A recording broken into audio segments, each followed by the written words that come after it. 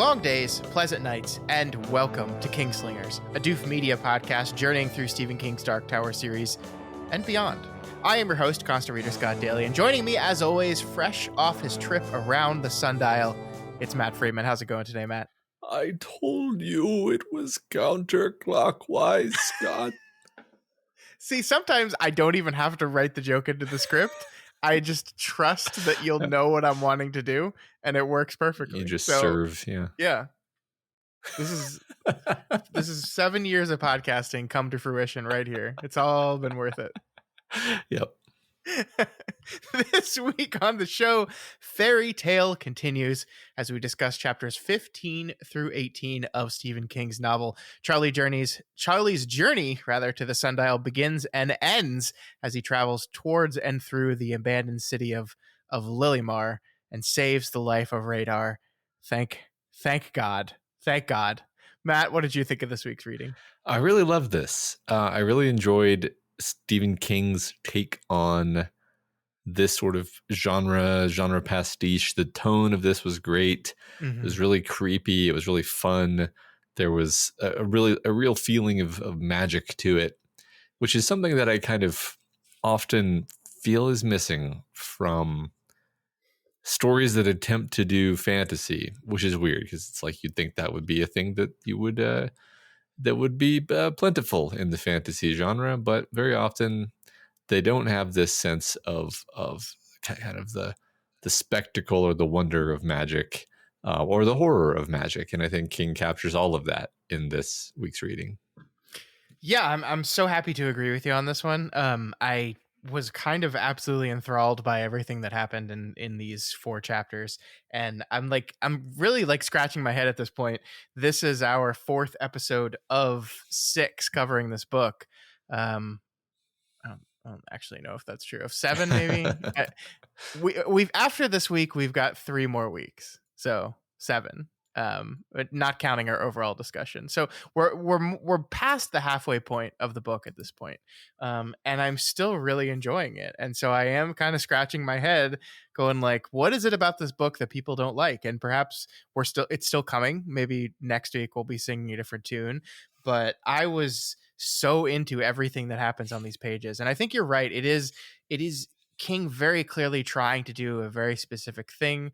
The tone, the feel, these characters being kind of intentionally larger than life in some very specific ways with all the characters that he meets along this journey this week. And I'm just vibing with all of it. I really am. Like I'm just it's a joy. It's hooking me in the right places. It's stressing me out in the right places. I'm along for the ride, eagerly watching as Rader spins around the sundial, like unsure if this is going to be something that works out correctly or something goes wrong. Like he's just got me. And like especially the journey through the city itself, I think was some of the most tense reading I've gotten to read in a while. And I really liked it. Agree with that. And also I'm actually more interested in the setting mysteries than I usually am, where it's like, why is the city like this? Like I really hope we get to find that out. I honestly feel like I'll be a little bummed if it's just like, oh yeah, after the event happened and then that's just where we leave it. Because right now it really feels like we're gesturing at some, there's some moral to this story. There's something happened, and we're going to find out what happened and why and who was involved, more than just these vague hints. Or at least I really want to see that. Yeah, I mean, I definitely think we're going to figure out what happened. Whether it's like core to what the story ends up doing, I think remains to be seen. But I agree with you. Like this mystery of like the way King establishes this place, and not just the city, but the world surrounding the city, is this kind of developing mystery of what the hell happened here. Like it's so intriguing in a lot of different ways and fascinating that I would be a little disappointed if we don't do that. I think we will ultimately, but I'm hooked. I'm hooked by all of it. It's great. Charlie continues to be a character that I'm really enjoying. I'm not like chocolate levels like you are, but I'm still like very cautiously observing his actions along these chapters, and we'll get to that in a little bit. But because I'm still like kind of anxiously awaiting the other shoe. Mhm. Um, but I don't even know if that's going to happen. Yeah, interesting, because I'm a little bit less specifically worried about Charlie, but my paranoia has expanded to encompass the Galleon royal family. You'll be pleased to hear. Um, so that'll be a thread running through this conversation. Oh, great. I can't wait. I can't wait. So yeah, I mean, I think overall we're still both really enjoying this. It's great to hear. Curious what everyone else is thinking, because I do know that the second half of the book was when some people start to drop off of this thing. So I'm curious, what it is that people aren't specifically liking. And again, maybe we just haven't gotten into it, but let's go. Yeah. All right, Matt, chapter 15, Leaving Dora, Refugees, Peterkin, Woody. We start this week with Charlie waking up in Dora's house, ready to go on his adventure. Side note here at the beginning, we talked about the clear Wizard of Oz illusions in and around this world.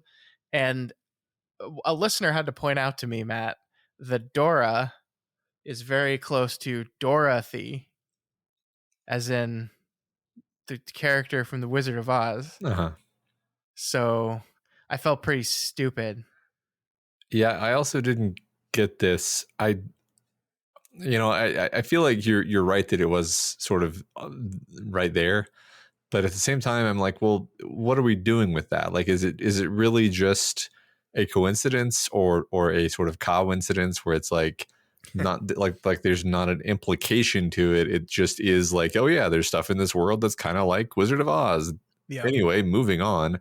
Like, or is Dora a more important character than we would first assume?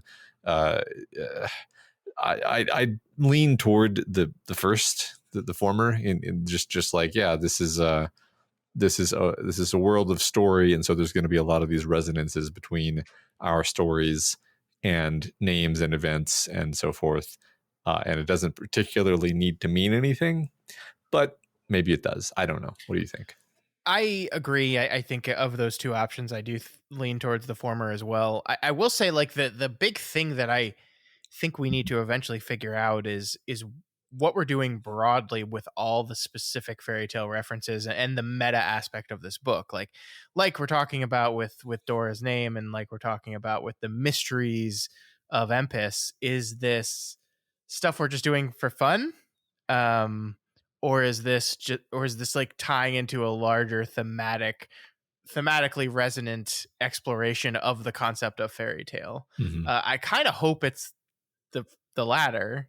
Like, Yeah. I hope that's what we're doing. I hope King is not just tossing out these "I'm in a fairy tale now" references, and not going to pay them off in any way. But I'm Yeah. not entirely 100% sure yet. Yeah, not that I'm looking for like a reason to not like this book preemptively, but I think I would be disappointed if the story just kind of was like, and then the story, and then everything ended and Charlie went home in the end, like without kind of pulling together some of these ideas that we've talked about. Yeah. um And I think there are hints this week that we're going to. But yeah, it definitely remains to be seen for sure. Yeah. So despite Dora not really having much herself, we see that she gives Charlie just about everything she can for this adventure. A theme that I think will continue through the remaining characters of this week. Everyone is giving Charlie stuff. They're helping Charlie out on this quest of his. Very, very, very common through line in all these people. Yeah, they're all very giving, and just lovable. So while I am going to sort of craft a theory as we go forward today about how maybe there's something darker going on, I will sustain that all of the main characters that we meet on his journey into the city, obviously with the exception of Peterkin, are just these delightful characters who you fall in love with immediately, and they're all quite different from each other and distinct. Yeah. And it's a really fun part of the story. Yeah, I can already tell that I'm going to hate this theory of yours. So we'll get to it. Yeah. I really like this line, though. Here is something I learned in Empis: good people shine brighter in dark times. I really like the sentiment. We talked at the beginning of this whole thing about how this was the book that King wrote during COVID, and to me, it seems very resonant that that's a thing that he was looking at and trying to embrace and capture in that incredibly dark time that we all lived through. And I think that was true. That was a theme of a lot of the conversations during the pandemic, was looking at all the people working hard to keep things going and to help people despite all this chaos and darkness happening around us. So that line right there just felt like a perhaps one of the reasons why King is telling this story right now is he's looking to explore a place of wonder and magic and essential goodness, and he's trying to find it through the wreckage, which I think is really emotionally reacting to me. Yeah, I like that. That's a good point. Yeah. All right, so Charlie and Radar begin their journey, encountering some refugees along the way. This includes Matt, a pregnant woman who is also at the same time carrying her dead baby, which is just awful. Just like I can't. It's the. Ugh, I hate it. Yeah. Yeah, the book strikes a really, as we've said, I guess a couple times here, unique and interesting tone where there's kind of this tonal melange of like Grimm's fairy tales plus Lovecraft and Hmm. and also just some sort of dark realism. Um, there's a true sort of otherworldly, dark, twisted evil to this world, but also it's Yeah. humanized in the specific characters that we encounter and the encounters like this one. Um, and yes, the Lovecraftian stuff gets more intense once Charlie gets to the Fallen City, and we see kind of a lot more, I think, overt Lovecraft references. But even in these scenes, I think there's an undertone of real kind of disturbing horror that's grounded in these characters. Yeah, I agree, but it's like horror of a very specific variety, where this this pandemic of gray that is taking over feels very like one of the things we talked about at the beginning of this book was that this is, I guess, technically YA fiction. Mm-hmm. This is a book perhaps more specifically designed for teenagers or young adults. And this, while certainly horrible and exploring darkness and all this in the same way that all King's other books, like I don't even know what I'm trying to get at here exactly, Matt, other than just like got this real feeling of, with this gray sickness, of this is something that feels like uh helping young adults tackle like these complex horrors in a way, like, because this is just some unnamed, unknowable sickness. It's really interesting because I don't think I ever actually consciously connected the gray with any kind of, COVID reference or pandemic connection. But I think mainly because it's not a contagion. It just No, seems yeah, it's a curse that everyone has. yeah, But I think that's interesting because maybe just to riff on that for a second here, like the thing that afflicted everyone during COVID wasn't the the COVID-19 SARS-like virus. It was the pandemic, which is a sociocultural phenomenon, yeah. which is the thing that locked us all in our homes, which is the thing that made our kids not able to go to school, which is the thing that put so much stress on every part of our lives. And that's kind of what the gray is, maybe Yeah, I mean, metaphorically. if we could kind of stand back and if we look at Empis as kind of this symbolic representation of the concept of story, the concept of fairy tale, then the gray essentially becomes a similar thing to the nobody in the Neverending Story, Mm-hmm. where it is essentially the death of fairy, the death of story, the death of wonder. Um, and I do wonder if that is a not a specific reaction to COVID, but just like, I want to explore this thing I'm feeling, this thing I'm seeing in despair. Like, Mm-hmm. even the story and the escapes that we run to are like not holding up anymore. Yeah. And I think we talked about this before, but like there's a potential for Charlie to sort of both so I think my theory with Charlie's character is that he sort of he prematurely lost his innocence, and perhaps his arc will be something like regaining his innocence. And a good sort of narrative parallel for that might be he sort of helps the magical land regain its magic. Yeah. Perhaps this is all going to come off as incredibly naive and Pollyanna-ish in retrospect. It's just like, it seems kind of structurally convenient to have a kid who has lost his innocence traveling into a land that has lost its innocence. Yeah. And kind of, it seems like it's right there. So that's why I'm suggesting it. It very much does. And I strongly feel that's where we're going. Mm-hmm. So we'll see. But yeah. As well as meeting some refugees, Matt, we also meet Christopher Polly's twinner, possibly. Yeah. We meet a gray bearded little person named Peterkin. And before we chat about Peterkin specifically, Matt, I did want to have the twinner conversation because this is something that like I've definitely been thinking about over these last few weeks, but I was kind of playing a wait and see game to see if we were going to be doing this at all. And this was like the first instance that I was like, oh, we might actually just literally be doing this. So to ask you, with the existence of Peterkin now possibly standing as a twinner of Christopher Polly in our world, do you think twinners as a concept exist in this world?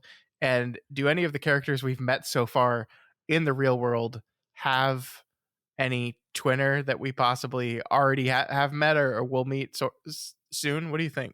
Well, to the first part, I'm totally unsurprisingly going to answer yes. This world has twinners because this is Midworld / the territories. And then as to the second part, I can't think of any super clear mappings except for the one you just pointed out with Christopher Polly being very closely paired with this character. By the way, the audiobook reader kind of does the same annoying voice for both of them. Not exactly the same, but very similar. Mm-hmm. You could kind of say that, I think this is a stretch, honestly, but you could kind of say that Woody is linked with Charlie's dad. But it's just like, why do you say that? Well, because they're both like kindly men and they drink alcohol. And it's like, yeah, it feels pretty thin. Yeah, I do think we are doing this. I don't know exactly how it's going to pay off. I mean, to just go back to the Wizard of Oz references real quick, like this is a Wizard of Oz thing, right? That all the characters in Dorothy's quote unquote dream of her time in Oz are represented by people in her life. So it's an established trope in the type of stories we're messing with right now, as well as being an established thing that King likes to do with his otherworld stories. So like to say we're just completely not doing it would surprise me. It is possible that it will just be Peterkin that we're doing this with. If that's the case, I'm kind of going to be scratching my head like, okay, what are we doing here? Because like, I think you and I reasoned that Christopher Polly was going to return to the story in some way. It just seemed like the most obvious thing possible. And so now the question is like, is this the way he's going to return to the story? Is it just going to be through this Empus twin, or is actual Christopher Polly going to return to the story? Because I'm trying to figure out how that would work. Like, first of all, I just don't know. I guess overall, one of the things that really did surprise me about this week's reading was that we got to the sundial as relatively quickly as we did. Like, this week's reading starts with the beginning of Charlie's journey and ends with him saving Rader. And so that part of the book happened, I guess, quicker than I had anticipated. So I know we're going to have to get into the next quest, which is like saving the world at some point. But I'm trying to like place of like, are we going to go back to our world at some point? And how far till the end of the book is that going to happen? And how will these characters from our world come back into the story if it's at the very, very end? And I'm just not sure about any of this, but I don't know. What do you think? Yeah, I'm maybe even more uncertain about where things are going to go, because I sort of directionally think it's likely that we're going to stay in the magical land and he's going to have to save the magical realm. But also there's a lot of book left, and we could do all kinds of stuff. We could go in all kinds of directions. Yeah, I don't know. And a lot of these sort of mappings that we're trying to make, I feel it's funny because I was just going to say, like, could we map the Scarecrow, the Tin Man, and the Cowardly Lion to the three members of the royal family who he meets? And I'm like, maybe, I don't know. Like, there's all these, I really tried to do that as well. Like, I really tried. Like, and none of it is clear. None of it is meant. I think it's meant not to be like, oh, this is just that. This is just an obvious one of those. It's like, yeah. no, the fact that there's three of them is because things in stories always happen in three. I think, Mm-hmm. um, but it's really not meant to just be like anything you can put in a box. I wouldn't be surprised if the story goes in some weird, unexpected direction. I guess is kind of what I'm trying to work my way around to, because in a story that's a sort of deconstruction slash reconstruction of narrative, um, it's never surprising when things go off the rails in those types of stories, because it's like, well, Mm-hmm. it's we're deconstructing it. So I don't know. I'm very sort of unsure about everything here. Yeah, no, I am too. I'm kind of wondering if like the thing that he's gonna have to do to save the world will be something he like returns to safety and then sets out again on the next quest, or if something is going to happen on his way out of the city and he's just going to kind of find himself involved in the conflict that will eventually escalate to taking down Gog Magog or Mm-hmm. whatever the other like the no, Night Flyer is a Stephen King short story. What the So, Flight Killer, yeah, which is we'll get to, it's such a fascinating name. But yeah, I mean, I'm with you on this. I'm just not sure, and that's an exciting place to be, where you just don't quite know which bend the story is going to take from this point. yeah. All right, Matt. So Peterkin, Mm-hmm. we meet this evil little man torturing a red cricket, which we're led to believe is important somehow. I think it's Woody that says, "Oh, there is a myth about that something, something, something," though we don't know exactly what or how that is yet. What is your thoughts on the mysterious red cricket, Matt? I mean, this is practically free association, but like cricket, Jiminy Cricket, crickets are connected to conscience via Jiminy Cricket, via Pinocchio. And then we've got Charlie, who's strongly connected to the idea of conscience. That's his whole thing. He has too much of a conscience. Yeah, And he's saving Jiminy Cricket from the evil little man. yeah. That's all I got. Jiminy Cricket's not red though, Matt. So wrong again. Yeah, wrong. Yeah, sorry. No, I made the Jiminy Cricket comparison right away as well. I guess the question is, so you are absolutely correct that in the Disney-fied version of Pinocchio, Jiminy Cricket is established as being Pinocchio's conscience. Now, that's not exactly true in the original Italian story, Pinocchio, that did feature a cricket, but I think we talked about this at the very beginning of the show, but the cricket in the original version of Pinocchio essentially served like to just tell Pinocchio one time when he was doing some wrong stuff and chastise him for the mistakes he's making. And then Pinocchio kills him. Uh-huh. And then he comes back later as a ghost cricket to chastise him for more bad behavior. So it's not exactly like textually his conscious. Uh-huh. So I'm wondering if we're going with the Disneyfied Pinocchio version that this is his conscience, and or if we're being more traditional to the classic story and doing just like the classic Pinocchio cricket thing. I don't know. Either way, I think our red cricket is certainly going to come back at some point, right? Yeah, or well, do I believe the red cricket itself will come back? I mean, it could just be that the legend or whatever is just like Charlie accidentally fulfilling all of the steps of the prophecy at Mm-hmm. that old trope. Sure. Which I know we're somewhat jumping all over the place, but this is a thing that we're going to see is people beginning to see him as a sort of prince figure, whatever that means in this world, and maybe him starting to inhabit that role, and maybe saving the cricket was, some meaningful step in that journey. That's one thought that I had. Sure. I think that's fair. I am going to plant my flag on the crickets coming back, though. Okay. It's Chekhov's cricket. We'll see the cricket again. All right. So when Charlie and Rader chastise Peterkin for his behavior, the little guy gets violent. He threatens to cut the cricket's throat.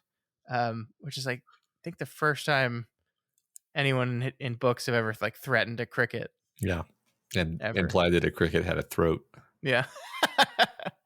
Charlie fortunately has a gun and isn't afraid to use it. And this is something I really was interested in here, Matt. I'm going to read this and then get your opinion on it. The dwarf jammed his knife into his waistband, and I sort of hoped he'd give himself a cut doing it. The nastier, the better, which was a mean thought. Then I had a meaner one. Suppose I reached out and grabbed the hand that held the red cricket's legs together and snapped it as I had Polly's. A sort of object lesson. This is what it feels like. And this makes me think is like, ooh, are we doing something with Charlie here? And by that, what I mean here is like we've spent a long time establishing this darker past. We had this moment where he breaks a man's wrists, which, by the way, complete tangent, but we got an excellent post in our subreddit from someone who explained all the details of wrist breaking and how easy or not easy it would be. It's a really great read if you haven't checked it out. But so I'm just wondering, is this a sign of some future conflict in which Charlie will have to decide between the good version of himself and this earlier bad version, or am I just going crazy here? What do you think? Well, first I want to hear what you think, but well, okay, I'll tell you what I think because you asked first. But it seems like your thoughts are more formed on this, is why I said that. Oh, I don't know about that. Like so I'm honestly still just gonna be repetitive almost to just say like it's actually much more normal for a 17-year-old boy to have a violent thought in response to a threatening situation than it is for that 17-year-old boy to care too much about having mean thoughts. Like the idea that the unusual thing, let me rephrase that in a less convoluted way. The unusual thing here is that Charlie feels bad about having a mean thought. Like Charlie's a freaking saint. Yeah, yeah. Like he's honestly like he handles this extremely well. He briefly thinks about hurting the guy. Now he did actually hurt um the other guy, Christopher Polly. He did hurt him. That was a much more direct altercation where that guy was trying to kill him. So that kind of made sense. I mean, it did make sense. It was reasonable. The only part of that that was slightly less like above board was breaking his other wrist, and that was still totally understandable and within the scope of what you would be, cool with. I guess I do think we're doing something with Charlie and his sense of justice, his sense of right and wrong. I just don't know what yet. Yeah, I guess to make the second Never-Ending Story reference in 20 minutes, like the thing I keep going back to is I don't know if you've ever seen the second movie, Never-Ending Story Part 2. Yeah, maybe like once when I was a kid. Well, there's an entire subplot in that film where the main character from the first movie is kind of brought into the world that he just read about in the first movie. And in that he's like hanging out with the evil witch lady, and she is kind of like slowly like erasing his memory and turning him bad. I don't want to get into the whole budget of the budget. I'm reading a Wikipedia entry and I just read the word budget. And that's why I said it. Which is amazing. Um, but essentially, like Bastion, the character is kind of manipulated into becoming bad, and so like the reason I keep going back to this thing is because I feel that perhaps we are setting up some possible similar thing where there is a draw or need or desire to kind of re-embrace the darker parts of his personality that he's going to have to learn to overcome. And so I'm wondering if that's what we're doing, and things like Christopher Polly and then Peterkin himself. I'm wondering if that's what we're moving towards setting up. I don't know. I'm not 100% confident on that. I just keep thinking about it a lot. Yeah, I don't know. Not sure. I agree with you though that like you could develop this situation in which this being in this world, if this is supposed to be a stand-in for Christopher Polly, like a worse character would see this as carte blanche to like take out his frustrations with Polly on this guy. And he doesn't do that, right? Like he is saving the cricket, and he is mean to him, but he doesn't actually do anything. He just scares him away. Yeah, he's pretty consistently heroic. Yeah. Like almost always. So Yeah. So as Charlie walks, he thinks about this time, Matt, where his English teacher made him memorize a poem. And of course, Charlie, being a Stephen King character, picked The Rime of the Ancient Mariner, uh-huh. which is just so good. It's so wonderful. Like I continue to love how every Stephen King character is like one of the most well-read, well-versed human beings that live on the planet. It's just I just love it to death. Yeah, absolutely. I don't remember if this is the first Rime of the Ancient Mariner reference we've had on this podcast. I feel It's like it's not. yeah, I feel It's like it not. Yeah. can't be. Um, isn't that an incredibly long poem, by the way? It is. It is. I think the text specifically says he only had to remember 16 lines of it, so it's not like he had to memorize the entire poem. But yes, Okay. it's very very long. Okay. Cool. But I mean, we're honestly like this is King is just doing what King does, which is he consistently uses other texts, poems, stories to set mood, and that's essentially what he's doing here. Is he's calling upon the rhyme of the Ancient Mariner to set a mood here, which is he's walking alone on this road, and something is chasing close behind him. And the something that's chasing close behind him in this case doesn't even have to be a physical, actual thing. It's just time, right? Mm. Like one thing we haven't talked about yet is that Radar is pretty rapidly deteriorating at this point. Like, and it starts to speed up the closer we get to the city. So, yeah, yeah. Finally, as the sun begins to set, Charlie and Radar find themselves arriving at Leah's uncle's house. It's a man named Stephen Woodley, or Woody, as he prefers to be called. Matt, there's something that King reinforces here, and will continue to do so throughout this week's reading, that I wanted to call out here. On Woody's door, there is clearly a Coleman lantern that was given to him by Bowditch, and this is something we'll see for every character we come across, basically, that Bowditch has given them lots and lots and lots and lots of artifacts to assist them in their daily life in this world. Yeah, one thing I notice about most of these gifts, although perhaps not all, but a lot of them, they all have a shelf life for one reason or another. Like the lanterns run out of fuel, the speakers run out of batteries, the tires wear out. I feel like this is emphasized in sort of the way Charlie looks at and thinks about these things. Yeah. And I'll try not to overemphasize it as we go through, but it seems pretty consistent that our attention is drawn to this aspect of the gifts. Yeah, I think you're right. And part of me wonders if that goes back to, so the thing that Charlie thinks about when he sees this lantern is the thing that Bowditch told him: a coward gives presents. Like, and this is something I wanted to talk to you about here, I think, because when this quote first appeared to us in the book, I think I pulled it out specifically, and we had a conversation about it, because I wasn't quite sure what Bowditch was talking about when he said this general idea. Mm-hmm. And I think now I get it. Right, Yeah. now we kind of see it in context, and I understand what is happening here. That Bowditch essentially has watched as the world of Empus has kind of collapsed, that the city has fallen to ruins, the people are suffering, there's this curse, and we don't know how much of this he was actually witness to. But essentially we do know that he abandoned this place and harbors a lot of guilt for it. And so, like, I could very much see this as a person of like trying to justify his guilt, as like in like, well, I gave them all these things, like, look, like I'm not going to save the world, I'm not going to be the prince that was promised, but I can give you speakers and a lantern, and I can do these things for you. Yeah.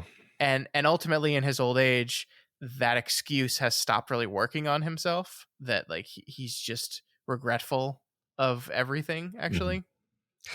Yeah, one thing we're not sure about still is, was he called to adventure and refused the call, or was it just kind of as you described, he saw this world decaying, he tried to help in the way that he thought made sense, but it was, too little too late and just not enough.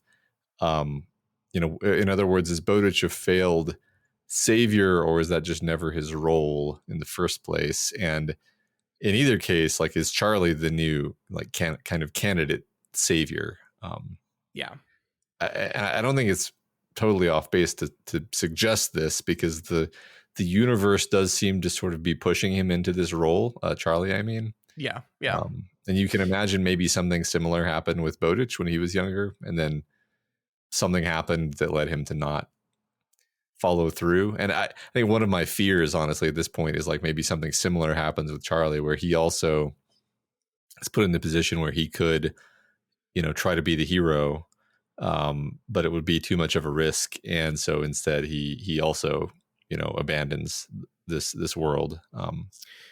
Yeah, I mean, I definitely agree with you that Charlie is being pushed into this position. Like Woody here calls him Prince, right? Mhm. Woody calls him Young Prince. Everyone's calling him Young Prince. He's definitely being pushed into that position. I think the thing we're not sure of is the first part you said, whether this was a thing that was kind of offered and refused by Bowditch or not. Um, don't know. I suspect we'll find out, but Mhm. I lean towards yes. I lean towards Bowditch's tragic flaw is that he discovered this place. This place became a huge important part of his life. It became his life, actually. He bonded with these people. All these people love Howard Bowditch. That's very true. They speak so warmly of him. He became a constant presence here, helped them out, and then when they needed it most, he got the hell out of there and just lived his life. And yeah, that does seem Oh, kind of shitty. yeah, boarded the well up, right? Yep. Yeah. Yep. So Woody, we learn, was expecting young Charlie, as Leia has the ability, Matt, to throw her thoughts and send some thoughts, some shine, I guess, over to Woody. Woody calls Charlie Prince, but Matt, not because he's like a real prince or anything. It's just a formal greeting. He's not the prince, capital T, capital P, prince, the one that was promised by all the legends, right? Right, Matt? Right? I don't know what level of like meta to go on here, because like the sort of straightforward reading is like, you know really seems like he's becoming this prince from the text. Like we get the sense that the prince is a mythic role, it's a magical land. By donning the mantle of the prince, you can be made into the prince, like, because his hair becomes blonder. I don't remember when that happens exactly, but he looks in the mirror and he's like, oh, my hair is blonder. Yeah, it's a bit later, but yes. And it's like, yeah, the land itself is molding him into the shape of the prince that it needs him to be. I think I guess one point of concern in all of this is like, okay, but this is not just like a Disney fairy tale. This is like a Lovecraft tinged, um, Conan the Barbarian adjacent tale, fairy tale in the scary sense of the word. So Yeah. maybe you don't want to become the prince. Maybe that's not good, actually. Yeah, maybe not. It also reminds me of Narnia, where the kids come over and they are the kings and queens and Mm-hmm. princes and princesses of this world. Mm-hmm. But they like also have a life back in our world and have to return to that eventually. Mm-hmm. Um and I think that certainly will be true for Charlie as well. So it's like these saviors that are set up to kind of swoop in and become these saviors and then get the hell out of Dodge. It just doesn't feel like a good formula Yeah. any way you look at it. Yeah. So we also learned that Woody, Matt, is blind. His niece, of course, is mute, and as we learn later, his sister is deaf. This is part of the mysterious curse that has forsaken these lands, and has removed the all one sense from all remaining members of the royal family. Fortunately, though, Bowditch taught him how to learn Braille, so that's fine. That's totally Yeah. fine. Yeah. So I guess I'll preface this by saying that I kind of love Woody. I think Woody's very charming. All of the members of the Galleon royal family are charming, and I'm not actually gonna go full chocolate and say that I think they're actually bad guys, but I do feel like something weird is going on. So in the interests of keeping my role of a paranoid weirdo on the show, like, don't you think it's kind of suspicious and strange that we do learn from Woody and from the others some like vague sort of outline of like there was some kind of violent coup of the palace and the government, but we never learn any meaningful or useful information about who did it or why or even when. Um, Seems like this would be relevant information to tell the kid who's going into the city, because who knows what's going to happen. He might need to, parlay with someone. And I'm definitely not saying like, oh, the Galleons, deserved it, but like the absence of context is glaring to me. Do you feel this at all? I not as much as you do. I mean, I will say, like, we are told that specifically what happens to the royal family with their senses is an act of vengeance. I believe is what is said. Mm-hmm. Is like, I can't remember the exact. I thought I had copied it, but I'm not seeing it right now. But like, it is an act of vengeance against the royal family for what? Mm-hmm. For what exactly? I do think it is. I think you're right to be suspicious that our characters continue to talk to Charlie about like the life after this thing happened, but not what the thing was. I do. The only reason I possibly disagree with what you're saying here is I think in these kind of stories, typically, you know, the royal, like, this isn't Dark Tower where like the secret message of the world of the gunslinger and the line of Eld is that actually this system was fundamentally broken and was probably going to collapse on its own eventually anyway. I don't know if we're doing that here. I don't know Mm-hmm. if we're doing this thing where we're going to offer up like a critique of the lily butterfly monarchy. Mm-hmm. And we could be, we absolutely could be, and we could find out that it is like their hubris or their greed or yada yada yada that releases this evil upon the world. um but Yeah. I remain unconvinced. Yeah. It's just so easy for I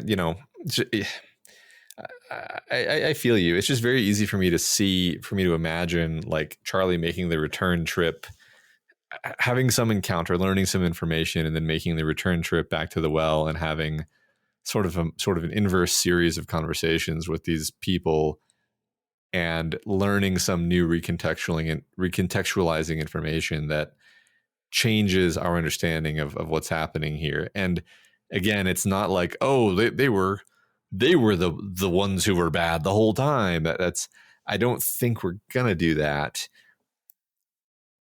Yeah, I guess it's kind of like you say. It depends on what story we're in. If we're in Hmm. if we're in the kind of story where it's just like, no, no, no, no, they're just the royal family. Don't think too Hmm. much about it. Um, it's a trope. Just accept it. Then yeah, you'd be right. But I'm just not sure that that's the story that we're in. Yeah, I mean, and it's interesting that fact that we are what 300 and something pages into this book and we're not quite sure yet Mm-hmm. if we are in a straight up fairy tale, or as you said, a kind of deconstruction slash reconstruction of a fairy tale where we would analyze those things and then perhaps say something different about them. I don't know yet. Yeah, yeah, because it does matter. I think if they're just innocent victims who were just hanging around, and then Yeah. the Crimson King comes along and decides he wants their land, versus like they dug too greedily and too deep, and this is the price. Yeah, here's the one thing that I will say. And this is, God, we're jumping ahead so much this week, but whatever. We'll just do it because it's happening up organically, and Yeah. I'm ruining the organic nature of the conversation by pointing out that it's happening organically. Um, Uh, but one of the things I really paid attention to is when Charlie gets to the mermaid pool and sees the dead, beautiful, perfect mermaid. mhm. And he gets so angry that this beautiful, perfect, pure thing is killed, where this ugly, terrible, gross looking thing that is Hannah still exists. There was a part of me in that moment that went like, hey, that's kind of fucked up. Uh-huh. It's not Hannah's fault she's ugly.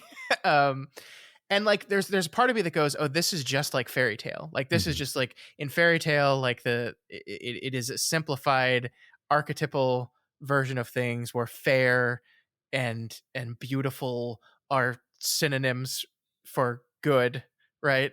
And ugly and deformed are just, they just mean bad. Mhm. And that's just true. And maybe this is a book that is just operating in this idea that that's just true, and we're not going to look at it, we're not going to dive deeper into that.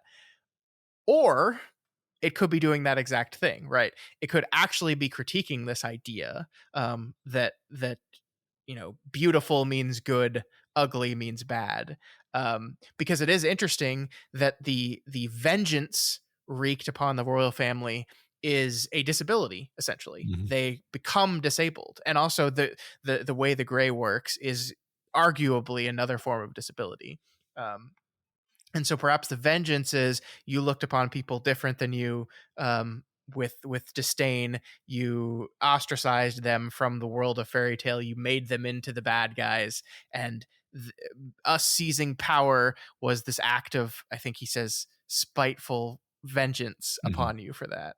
And I think that's interesting. I don't know if that's what we're doing, but I think there are pieces of that around here.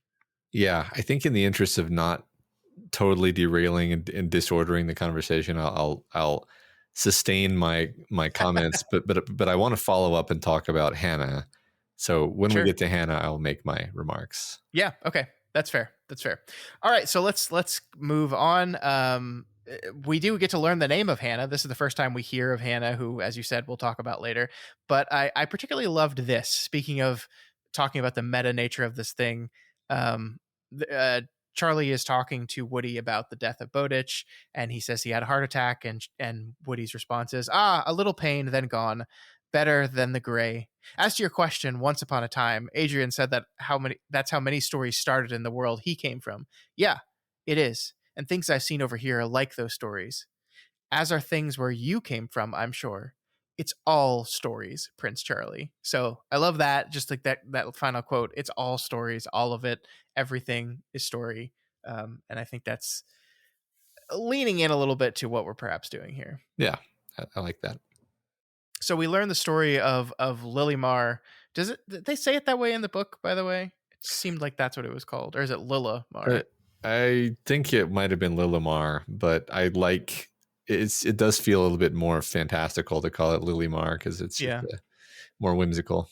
Either yeah, perfect name. I love it. And the royal family there that was slaughtered. We learn, Matt, that it's not Gog Magog that did the slaughtering of the royal family, but as we said, something called the Flight Killer, which is a name I think Charlie like offhandedly references in an earlier chapter before he's even in Empus. But what the fuck do we do with that? Yeah. Yeah, it doesn't ring any of our bells of existing fantastic or fairy tale tropes. It's very unusual. Yeah.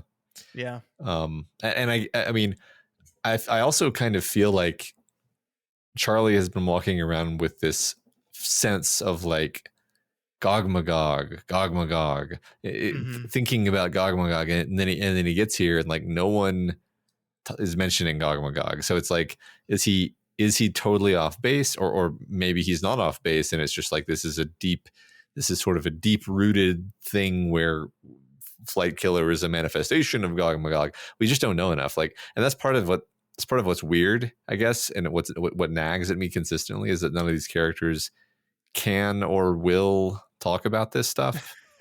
Like Yeah. explicitly, previously, the woman put her hand over his mouth to stop him from saying a word, which Yeah. might or may not have been Gog Magog, and then they just refuse to elaborate. So it's really, I think, intentionally keeping us on the dark as to what is the nature of the evil that has befallen this land. Yeah. So my theory right now, and I think this is fairly supported by the text, but maybe not 100%. Gog Magog is like the deep, dark god that was awoken. I think there's a point in the story where they mention someone awoke an evil god. Mm-hmm. I think that's Gog Magog. I think Flight Killer is the person who Mm-hmm. did that. I think they're a person. I don't think Flight Killer is their name. I think that's like a title assigned to them. Um, I'm trying to think of why Flight Killer, and now I'm going like crazy with, maybe because like the butterfly is the symbol of the monarchy, that like Yeah. one who cut the wings of the monarch butterflies is the Flight Killer. Yeah, I thought about the butterflies as being related to flight, but it's like the butterflies are still flying. I do like what you just said, because that makes it more metaphorical. Mm-hmm. I don't know. Yeah, I think so. I think Flight Killer is probably the one that woke up the god. Now, who that is, what they're, I have no idea. Mm-hmm. But Yeah. yeah, that's my theory. All right. Yeah. Regardless, the Flight Killer is the one that killed all the royal families and perhaps cursed the remaining ones with this lack of sense curse. I find the one actually the most horrifying one is the person who loses the sense of touch, Matt, Mm-hmm. because they can't feel anything, Yeah. and like the idea that they don't even know if they're wounded until they see their own blood. It's just like, Jesus, it's awful. Yeah, I mean, isn't that basically what leprosy is? Like, the Yeah. really like the really bad thing about leprosy is it's not necessarily that it makes your body rot, which is kind of the stereotyped view of leprosy. It's actually that you can't feel injuries, and thus you get nibbled on by rats in your sleep if you're living in the Middle Ages, and those become infected, and that's what makes you rot. That's my understanding, anyway. But Wait, I really? yeah, I think so. I mean, Whoa. I think there's kind of more to it than just that, but I think it's kind of the idea of leprosy. Like, that's why, um, uh, like remember that one movie, the Crusades movie, where Ben like Hur? the kid can't feel pain because the kid like pokes himself and can't feel Oh, yeah, pain. yeah. Yeah, No, you're the Ridley yeah, Scott one. yeah, the really Scott Not one. yeah. I But immediately went for some reason. Whenever I think of leprosy, I think of Ben Hur because his yeah, family gets leprosy. But right. no, you're talking about Kingdom of Heaven. I'm gonna Yes. Kingdom of Heaven. Yeah. So, but like, yeah. So it's just interesting. I think there's a false view that leprosy is a disease that makes you rot, and it's like, well, that's not. It's because of this. Anyway, the point of bringing that up is that felt like a connection to me, or a meaningful, intentional connection, because there's all sorts of sort of trope imagery of like royals with leprosy as having symbolic meaning of some kind. Mm-hmm. Unclear what exactly. I mean, this even occurs literally in the Game of Thrones TV show, but except it's not leprosy. Yes. It's magic leprosy. No, you're totally right here. Yeah. Yeah. Um. All right. So Woody then tells Charlie what he must do once he gets to his sister Claudia's, but we, Matt, don't actually get to hear any of that. In fact, this is like when Charlie is told that the night soldiers are undead and that Hannah is actually a giant, which I feel like is important stuff to just gloss over here and then fill us in on later, which is exactly what happens, right? Like Mm-hmm. he starts and then we break, and then at the very end of their interaction, Woody's like, "Oh, and never forget what I told you," and he's like, "That Hannah's a giant and the night soldiers are undead," and Woody's like, "Yeah, I remember reading this and having to go, wait." Did I Uh-huh. skip a page? Like I literally turned back and went like, when did I learn that? Is this new information? Like it really threw me off there. Yeah, it's some really interesting storytelling sequencing of information. I remember distinctly him saying like sort of retelling the nightmare story of their flight from the city, and he's like, you know, Hannah took Bill's head off his shoulders with a single swipe, and I'm like, who's Hannah and how is that possible? Yeah. And later you just learn like, well, Hannah is just a giant, that's all. Yeah. But at the time it almost doesn't parse. You're just like, stop, and you're like, what? So I wanted to, now we can talk about Hannah. My thoughts from earlier about Hannah, and maybe this is still a little bit premature because we haven't seen Hannah yet, but even at the time, it's like, well, why is Hannah so like angrily going after the royal family specifically? Like, Yeah. it feels like there's something else here where it's like, is Hannah connected to the royal family? Perhaps I say this because I play too much Elden Ring, but like I almost spontaneously and without thought generated the theory that like Hannah is a member of the royal family who is either just naturally a giant or has been cursed to be a giant, but in either case is maybe like chained up somewhere most of the time, or in Elden Ring fashion locked under the castle. And one of like part of the palace coup was basically just freeing Hannah, and she's super pissed off at her family who locked her up, sort of understandably on her part, and then she tries to kill them all. like that whole short story I just said, it was just like it immediately arrived in my head as soon as like I got this idea of Hannah being one of them, and later we'll find out. I'll just say this now, that she's wearing this purple royal purple coat, cape or whatever. Dress. Dress, yeah, Just dress. Yeah, you're right. Yeah, she's also sitting on a throne. Yeah. And she stayed in the city, right? Like this is, as we learn, essentially an abandoned city. I mean, we have the night soldiers there or whatever, but those are, I guess, just undead. So she's just hanging out in this abandoned city by herself for some reason. I think that supports that. I like that. And I don't know Hannah's connection with Flight Killer. Presumably working for the same team. So maybe there's a royal family connection with them as well. Yeah, that could be the case. It really depends on what Flight Killer really wants, because they could have just literally just freed Hannah to create, fought some violence and then done something else entirely. There's all kinds of possibilities here. I just don't know. Maybe Flight Killer is just Scar from The Lion King. Yeah, totally. Which is the origin of that story, and definitely not any Shakespeare story that came before it. Yes. I know. I don't know. These are interesting thoughts. I like them. We'll see. I think you're right that there is some sort of connection here, because I was kind of, just like you were, I was kind of taken back by her presence there, the specific royal colors she's adorned with, the throne she sits on, and everything like that. Which, I mean, could be as simple as they overthrew the royal family and then declared themselves rulers, and so they're really into ruling. But it could be something more than that too. I don't know. Right. All right. So from here, one thing I did like, I wanted to talk about a little bit as we leave Woody behind, Matt, is, do we think we're gonna see this guy again? Do we think Woody's gonna be a continuing character, or is this kind of a one and done little vignette story of Uncle Woody, and we're just gonna leave him behind? I think it's too easy for me to imagine him, Charlie, that is, having all these conversations with these characters as he leaves the world, or even kind of, I think, like you implied earlier, needing, like, getting pulled into the grander plot, and these characters being relevant there. So I would be moderately surprised if we never saw Woody again. Yeah, I mean, especially since like the structure of the story is essentially a there and back again, where he's going to have to come back this way again if he's ever going to leave, probably, right? And so there is going to be an opportunity, but Woody could be gone, Woody could be back on the throne, any of these things, I don't know. Yeah. I agree with you though.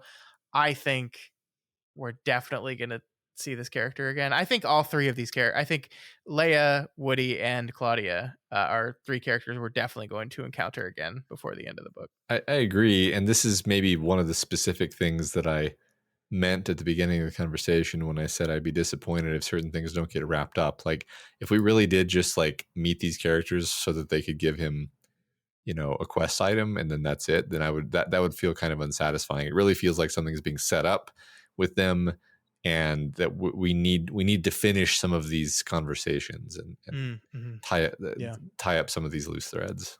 Sure, yeah. All right, Matt, chapter 16, Kingdom Road, Claudia, Instructions, The Noisemaker, The Monarchs. The chapter starts with something interesting, Matt. As Charlie continues down the road, he encounters two people walking towards him from seafront, a man and his boy. They both have the gray, although the man worse than the boy. The boy tries to offer him some advice. Don't go that way. But the man says, "Hello, whole man. Which of them did your mother flip her skirts for to leave you a fair face? Walk well, whole man," he screamed in his muffled voice. "May today be your last." So this is, I think, perhaps the piece of evidence that most supports your suspicion, right? That we're getting some understanding of the current politics of Empus that show that there are classes of people. There are the grays and the whole people, which we knew, but we're learning that there is some resentment and perhaps some manipulation or or power exchange in order to prevent people from becoming grayified.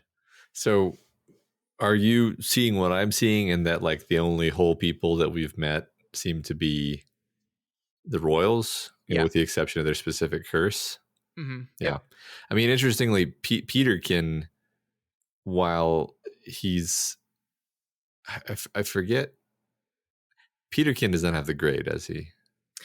I feel like he is like gray skinned, Maybe but you're he right. Yeah. doesn't like he odd. I feel like the book makes a specific reference to the fact that he's gray skinned, but he doesn't have like the fuzziness of everyone's faces. Because I think Charlie asks him that directly. He's just kind of very direct with him. And it's like, hey, why isn't your face all fucked up? Uh-huh. which is a crazy thing to say to someone. Yeah. So I think he does have it, and maybe that's just him having like a more minor form of it, or maybe there's something different with him for some reason. Yeah. I feel like it's probably the latter since we took the time to point it out, but I'm not sure. Yeah. I feel like these are all clues that we're meant to process. Yeah. Yeah. Yeah. I feel like I went into this thinking your hypothesis was ridiculous, and I'm slowly being won over by it. So Yeah. I Chocolate's don't like it. delicious. It's I don't good. like it. So Charlie briefly wonders about this world and if it's a confluence of stories or not, if it's a world created out of our collective imagination or not. But mostly, Matt, what he just thinks about is his super dead dad. Yeah. His dad is so dead. He's so dead. He's so dead. Now that Radar lived through the process, like more convinced than ever that Daddy's dead. Why does King do this to us? I don't know. It's mean. Yeah. It's very mean. After more walking in which Radar is getting worse and worse, Charlie finally makes it to Claudia's. She's deaf, as we were previously told, but I don't think I was ready for like the shout dialogue, Matt, which the book reads in just all caps. Like every time Claudia talks in throughout these chapters, it's just all capitalized. And like the thing with it for me, it makes the conversation between Charlie and Claudia take on such a different tone from some of the other ones. Explicitly the two members of the royal family, like it reads as a much like lighter, goofier tone. Yeah. And I feel like that's ultimately the like intentional. Like this is supposed to be, she's this very loud spoken kind of comedic relief character, and so it works that way. But I wonder if that's like a choice of what came first, the dialogue like structuring or the character type. I don't know. It's a good question. Yeah, I don't know. I agree with you that Claudia is by far the most endearing of these, and there's something super guileless about her. Like, it's not just the fact that she is constantly shouting; it's also that she's just throwing in these like goddams all the time, and like every she swears all the time in a way that the other two royals just seem very prim and proper and royal. Yeah. And Claudia seems like, your aunt who just doesn't have a filter, and maybe is a little deaf and thus yells all the time, which everyone has one of those. So yeah, just very lovable character. No, I love her. I think I like her the most out of the three of them, and it's for all the reasons you just pointed out there. Yeah. So she's probably in your crazy theory that I don't want to believe, she's the only good one. Yeah, it's hard for me to. I admit that it's hard for me to see her as like secretly a villain. Mm-hmm. Yeah. But I mean, it's also hard for me to see Woody as secretly a villain, and Yeah, but Leia, you're just like, yeah, fuck that girl. She's evil. She right? talks through horses. It's creepy. Yeah. I don't like it. No, I also her the only the galaxy brain's reason for suspicion there is that Charlie talks about being like in love with her, and thus that just seems like a sort of blind spot for him potentially. But that's pretty thin evidence, honestly. All right, so moving on from our conspiracy theories, I do want to talk about this thing. So we established that Woody calls Charlie young prince, and he Charlie is kind of like, hey, that's not me. That, I'm not a prince. Call me Charlie.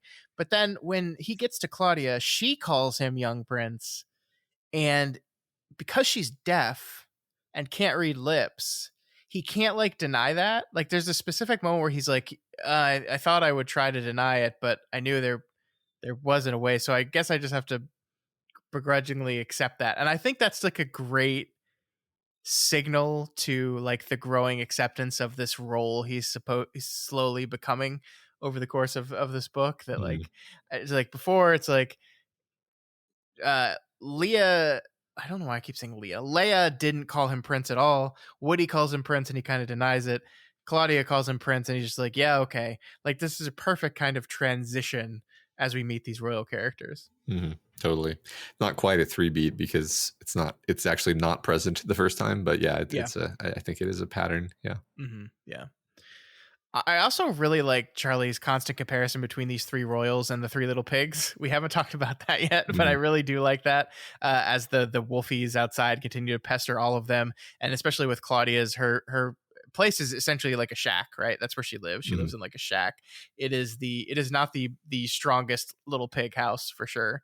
And I don't know. I really like the comparison, and it makes me wonder like what more is there that we haven't thought about yet.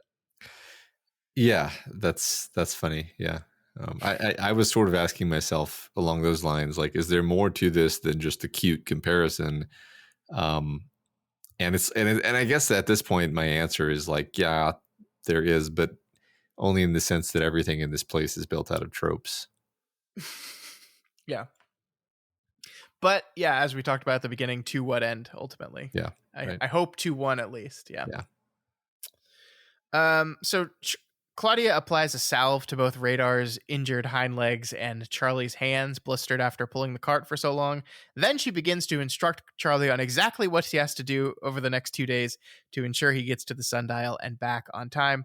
We don't, Matt, need to go through the details here of everything she tells him, as we're about to watch Charlie live them. But I just want to say, like, in comparison to how King handled Woody communicating to Charlie what he's going to have to do, I like that King didn't hide this instruction from us. It allows us to kind of see the step by step breakdown of what he's going to have to do beforehand. And then we fully understand it as we move into him doing the things. And we have like the proper tension as he's going through the steps.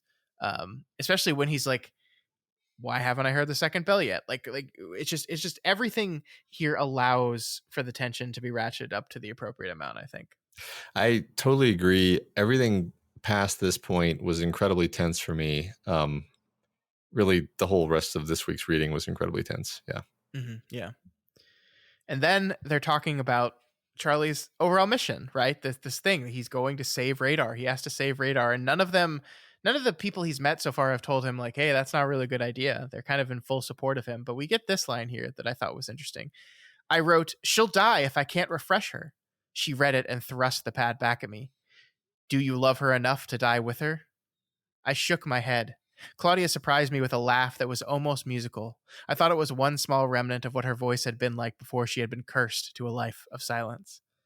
So, Matt, what a powerful thing to admit here Mm-hmm. in the 11th hour of this quest that he's about to undertake. Do you love her enough to die with her? No. Mm-hmm.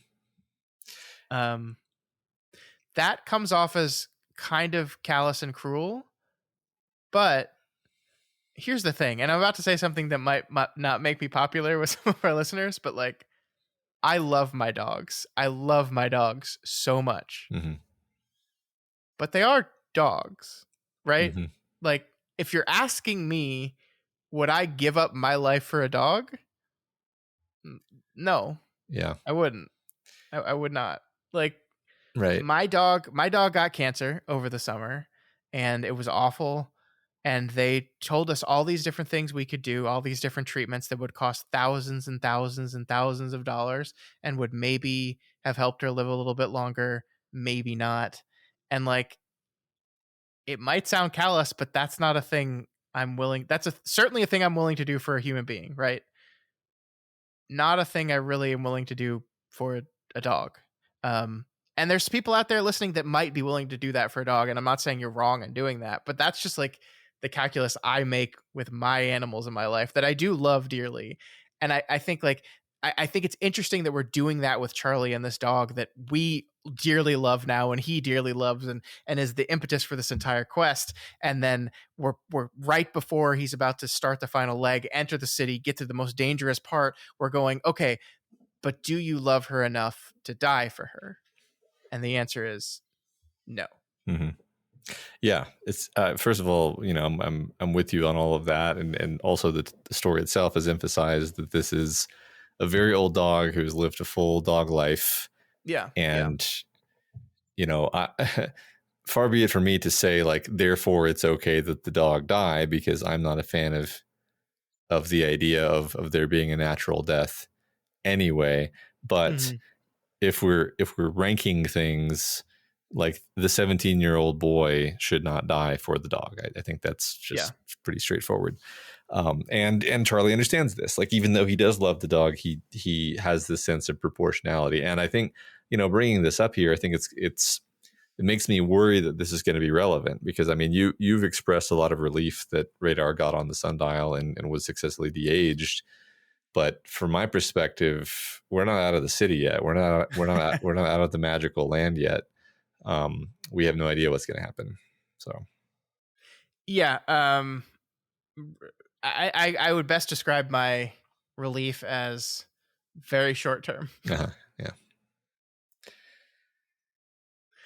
So after finishing her instructions, Claudia shows Charlie, which, by the way, we haven't talked about the fact that she calls him Charlie, which is, I don't know, it's just part of like the tone of this whole thing. I really like it. Yeah.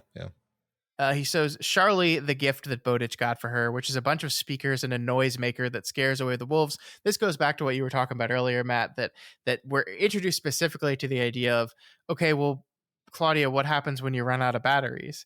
And she's like, do you think you could go get me another battery?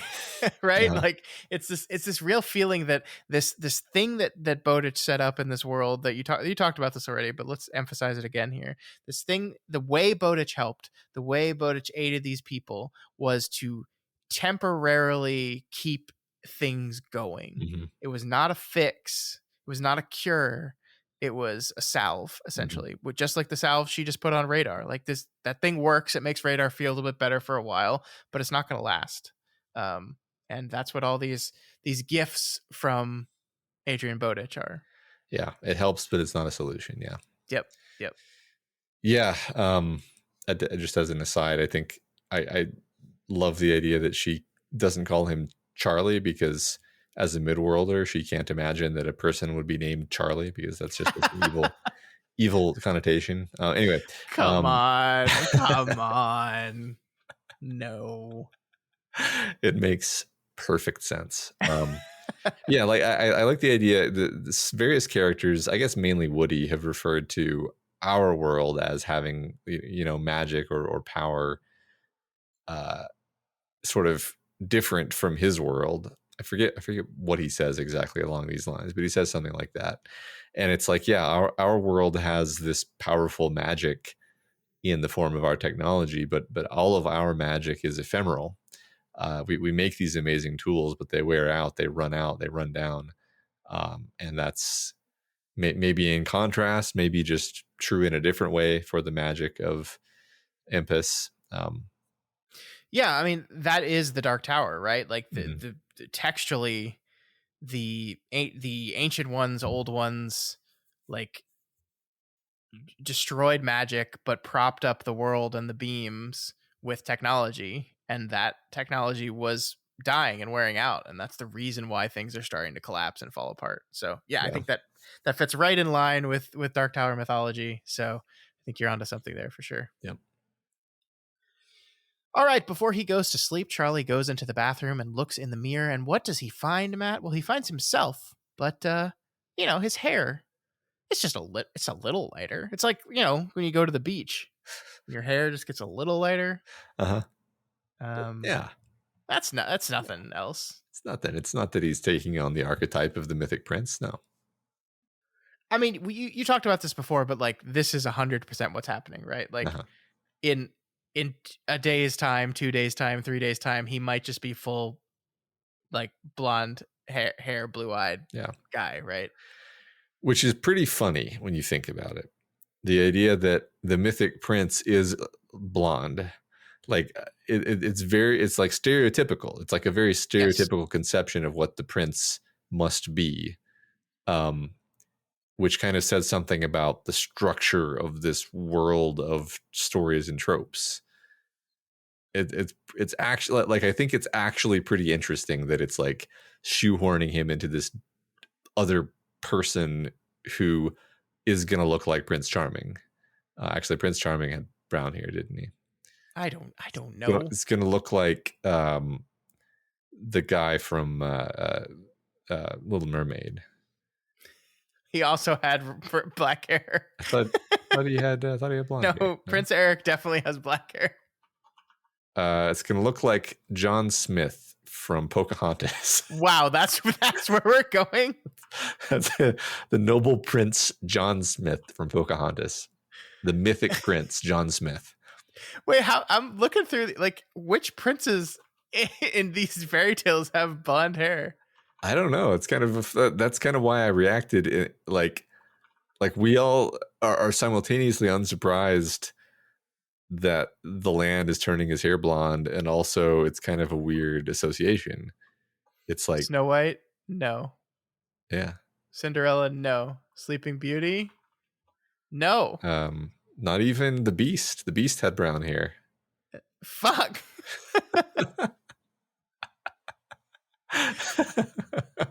Where do, like, but this is hilarious because it also, I think we all just generally accepted that this is the Prince Charming archetype that he's becoming, right? Or maybe not Prince Charming, but he's becoming the good, amazing prince, and part of that is being blonde haired and blue eyed because that's that's what we look as like the ideal, right? And this is the thing though, like this is what makes me think we have to be doing something more with this, because it just strikes me as insane to think Stephen King would put an element like this into the story to not make a larger comment on it by the end of it. Like, I just don't believe that.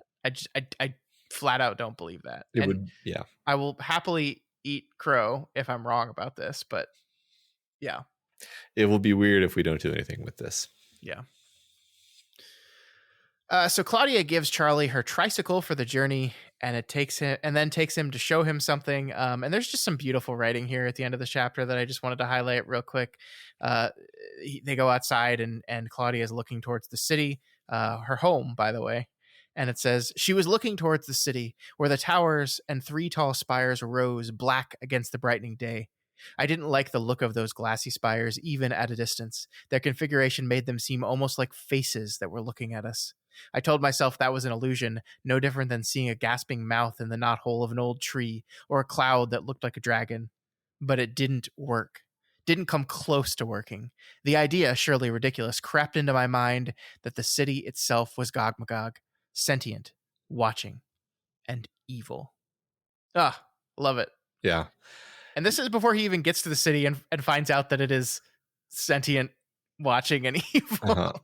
Yeah, it's our first taste of the Lovecraftian stuff we're going to get into. Yep. And then the moment that the chapter ends on that we love so much is suddenly a huge amount of monarch butterflies take off and then head in a direction towards the city. They're huge, the size of birds, but they're beautiful and clearly good. Like we get this feeling of just goodness from them. And the chapter ends with this, Matt. The butterflies darkened the sky as they flew above us, traveling to God knows where. And as I felt the wind of their wings, I finally accepted wholly and completely the reality of this other world, of Empis. I had come from a make-believe world. This was reality. What do you think that means?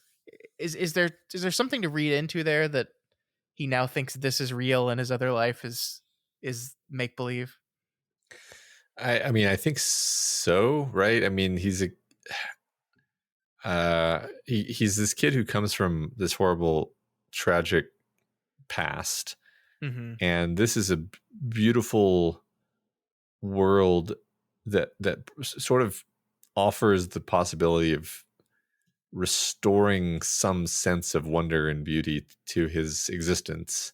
So it's not surprising that he would feel this way. Whether or not this is like true is a separate question. Sure. I don't. I'm gonna stick to Midworld, not because I'm saying this is Midworld, although I do think it is, but because it gives us a clue as to how King thinks of his sub-creation, sort of, in the Tolkienian sense. Mm-hmm. So like,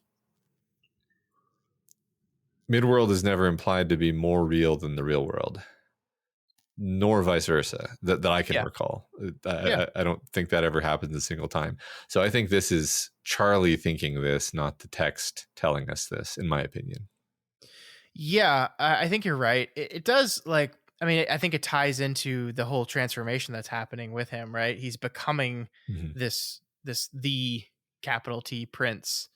And so part of that is perhaps him realizing this world is the world.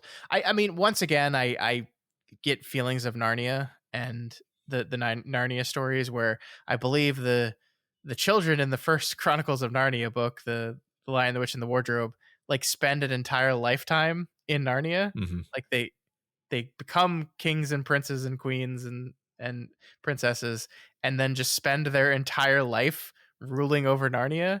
And it's not until they're adults, like middle-aged adults, that they're wandering through the forest and then stumble upon the wardrobe and go like, oh yeah, I forgot Mm-hmm.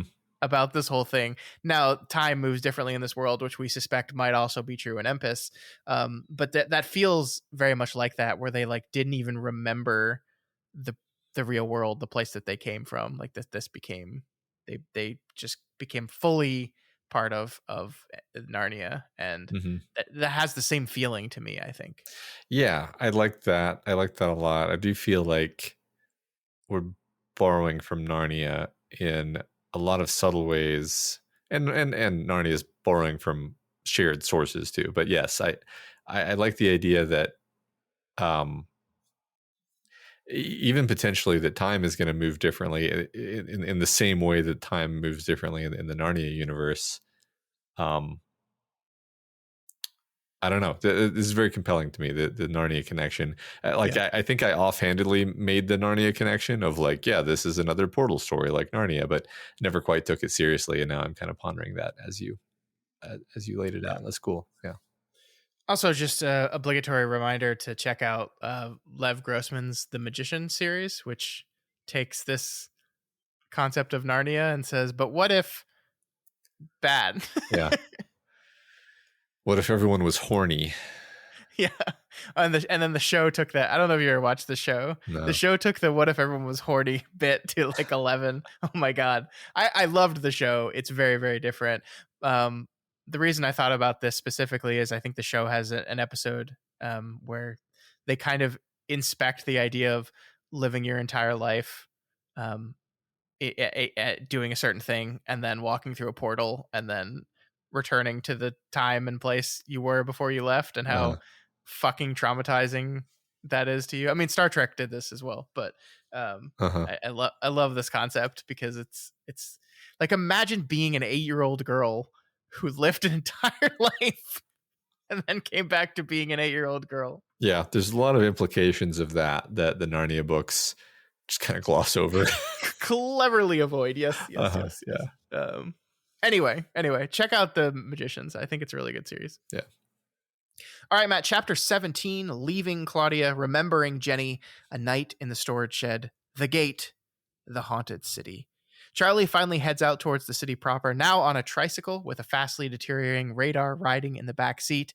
And as they approach the city, Charlie makes it into the suburbs, which we automatically feel are wrong. He says houses that were empty but seemed to move, flowers that were pallid and wrong looking. It feels eldritch, Charlie says, and he's reminded of H.P. Lovecraft. We get, Matt, here a brief story about how there was a girl that Charlie knew in middle school named Jenny Schuster, who was like one of his close friends at the time, and is the only other person that liked horror as much as he did, and is the girl that introduced him to Lovecraft. Awesome. I just want to say that like the description of this woman, this girl, this is a girl, like just I'm like, yeah, I would have dated the shit out of her. Like, Yeah. I think what I wrote in the script is the perfect woman doesn't exist, and then Uh-huh. you read the description of Jenny Schuster, and you're like, yep, okay. Mm-hmm. Yeah, absolutely. Super nerdy literary girl would have been my thing at Yeah, that age. Yeah. and like so, I knew a lot of people that were like this, but did dress goth. Uh-huh. And I do not like that look, and so it's like, oh, so she was cool like that, but didn't dress in a way that I don't vibe with. Perfect. Yeah. Well, so nobody nobody read that much in high school is my No, Matt, recollection. this is a story, and none of this Or middle actually school. happened. Yeah. I know, Scott. I know. But this, I mean, the point of this is to King is creating a plausible excuse for a 17-year-old boy in the 2010s to be really into Lovecraft, is that he had a friend who gave him the poems and stories of H.P. Lovecraft. I'm curious which lines from Taxi Driver she was quoting. Because, like, it's one thing to say quoting lines from Taxi Driver, but, like, she could move way down in my estimation based on which lines from Taxi Driver she's quoting. It was probably just constantly, you talking to me? That. Okay, like, if it's just that, like everyone does that. You don't have to watch Taxi Driver to actually. Yeah. People do that who haven't even watched Taxi Driver. Yes, correct. Yeah. So if it's just that, then I've lost a great amount of respect for her, unfortunately. Yeah.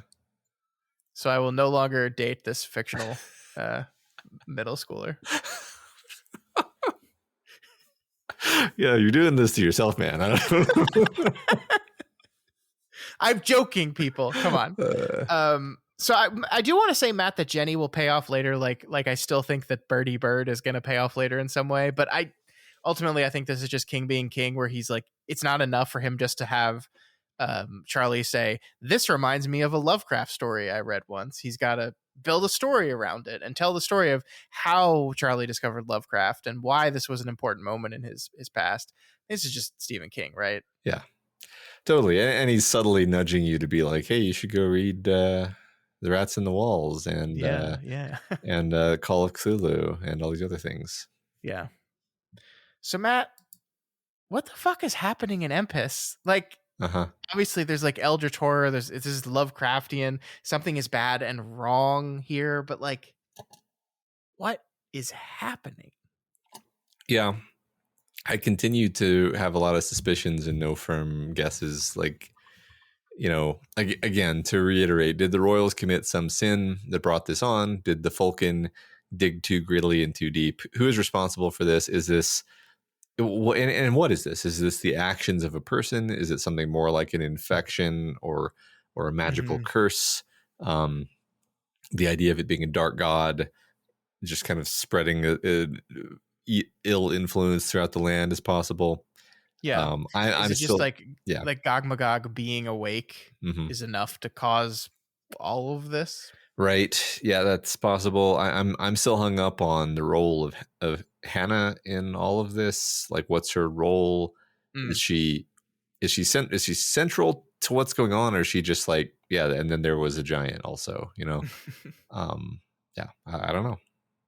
Yeah, I love that it's a mystery still, actually. I'm with you. I hope we get this mystery solved, but I'm loving that it's still a mystery. Yeah, me too.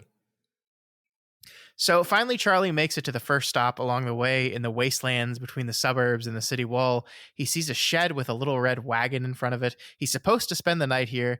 And inside, Matt, he finds 2 shut down trolley cars that ran on electricity.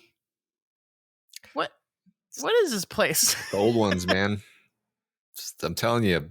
Stop it. No, the Galleon Royals are the old ones. This is direct line. Okay, so little red wagon, Scott. Okay. Stay with me. Yeah. Did you see a little red wagon when they said little red wagon, or did you see a fantasy red wagon? Because I Radio Flyer Red Wagon. Yeah, I saw the Radio Flyer Red Wagon, and I saw the Radio Flyer Red Wagon because I added the word little. Uh-huh. The text just describes it as a red wagon, and I just immediately saw a radio flyer. Yeah. I think it's probably just like a wagon that's red. But the text almost, I don't want to say avoids, because I don't actually think this is intentional, but the text never describes what the wagon looks like beyond it being red. And if you say red wagon, that's going to create a very specific impression in anyone born after like 1940. So I can't imagine the king doesn't know what he's doing by calling it a red wagon. Am I being ridiculous? No, you're not. So Again, like my brain just immediately made it a radio flyer. So okay, so we agree, but at the same time, like contextually, I think you're right that it's supposed to be like a wagon, which happens to be red, right? I guess. I'm getting real hung up on this, I realize, but especially adjacent to that's why I jumped on this, because it's like this is adjacent to the idea of there being these electric trolley cars. Like, what is Impus? Like, could this be a little red wagon radio flyer? You know, I don't know. Yeah, or is that just another thing that Bowditch brought with him? Or is it just a red wagon? Yes, I don't know. It doesn't matter. But yeah, it does. Like, what is Empus? I think what is Empus is a fair question with all of this. Yeah.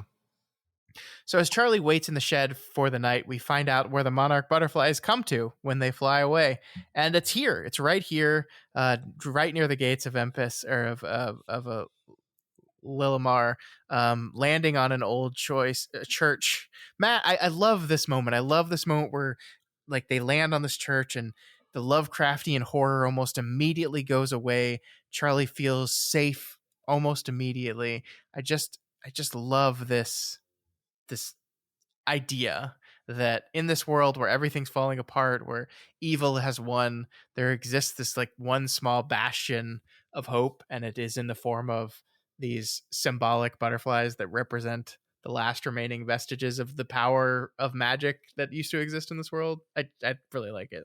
Yeah, it really is beautiful. There's a lot of really beautiful descriptive writing in this book, which not the king doesn't do descriptive writing. I mean, obviously that's a big component of horror, which he does a lot of, and just a lot of the fantastic stuff that he does. You have to be able to do descriptive writing. But I feel like this is another year, this book, where like he spends a lot of time just describing the wonder and beauty and magic and majesty of the things that he's looking at. And this is one of the best places to point it out, I think. Yeah, no, I think you're right. It's part of fairy stories, and I think that's why he's channeling that. Yeah, I agree. It doesn't say whether it's like a Christian church, does it? I don't know. I'm weirdly curious about, like, is this a church, or is this just like religious building, you know? Interesting. I mean, this is so funny. This is how your personal biases just influence the things you read. I have no idea. I immediately saw it as a Christian church in my head. Didn't even think about that. Because if it's, I mean, it seems plausible, but again, it depends on like what is Empus. I'm gonna just keep saying that. That's our motto for this episode. Yeah. Because Midworld had, you know, the man Jesus. Clearly, Christianity existed there, but in a very sort of different way, right? A strange way. I doubt this is going to matter, by the way. I just thought it was interesting that it's a church and that we don't really know anything more than that. Yeah. No, I think you're right. That thought didn't even occur to me, but you're 100% right here. It's an interesting idea. So I said Charlie was safe, and the butterflies make him safe. And I think what we have to say here is almost, right? When he wakes up in the morning, he gets the feeling that someone has been by the trike at night. I think it's because Rader goes over and pees on both the place that Charlie peed and then is suspiciously smelling around the trike. This is, I think, perhaps the first clue that he's being followed by Peterkin, right? Yeah. I think so. Yeah, I can't think of any other clues. but that is, I mean, but that is what we're doing here, right? Like he's being followed by Peterkin. This is going to pay off at the end of the next chapter. But this is what Peterkin is doing. He's been following him the entire time, which, like, if we're going to do the twinner thing, it just makes me think, oh, Christopher Polly followed him too then, actually. Mm-hmm. And so that's how we're going to see if Polly's twinner got fucked over by Charlie and then immediately said, no, I'm going to follow this kid and mess with him. Yeah. Then Polly maybe did the same thing. Yeah, that makes total sense to me. So maybe we're going to meet Christopher Polly down here in Empus. I don't know. We'll see. Yeah. No, because don't worry, the shed's locked. He's not going to be able to get through that. Yeah. And there's a pile of magazines. Yeah. By the well. It's all going to be fine. Yeah. Can't crack that code. Yeah. All right. So they're off, and after an hour, finally get to the gates of Lilimar. Charlie says the words he was told to open the gate, which is open in the name of Leia of the Galleon. And it works. We haven't talked about Galleon, though.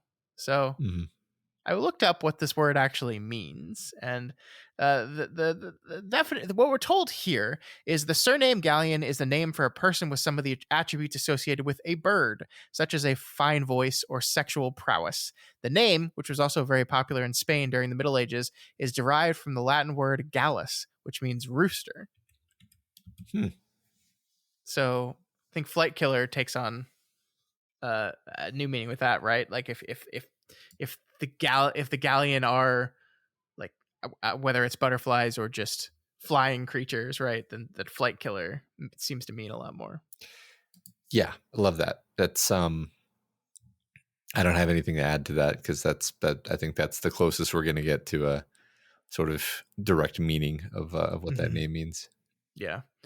As they get to the gate, I just want to point out like the how weird everything is. Like the gate has these like green staves of glass in it, but inside these are like black tendrils that are moving around and seem alive.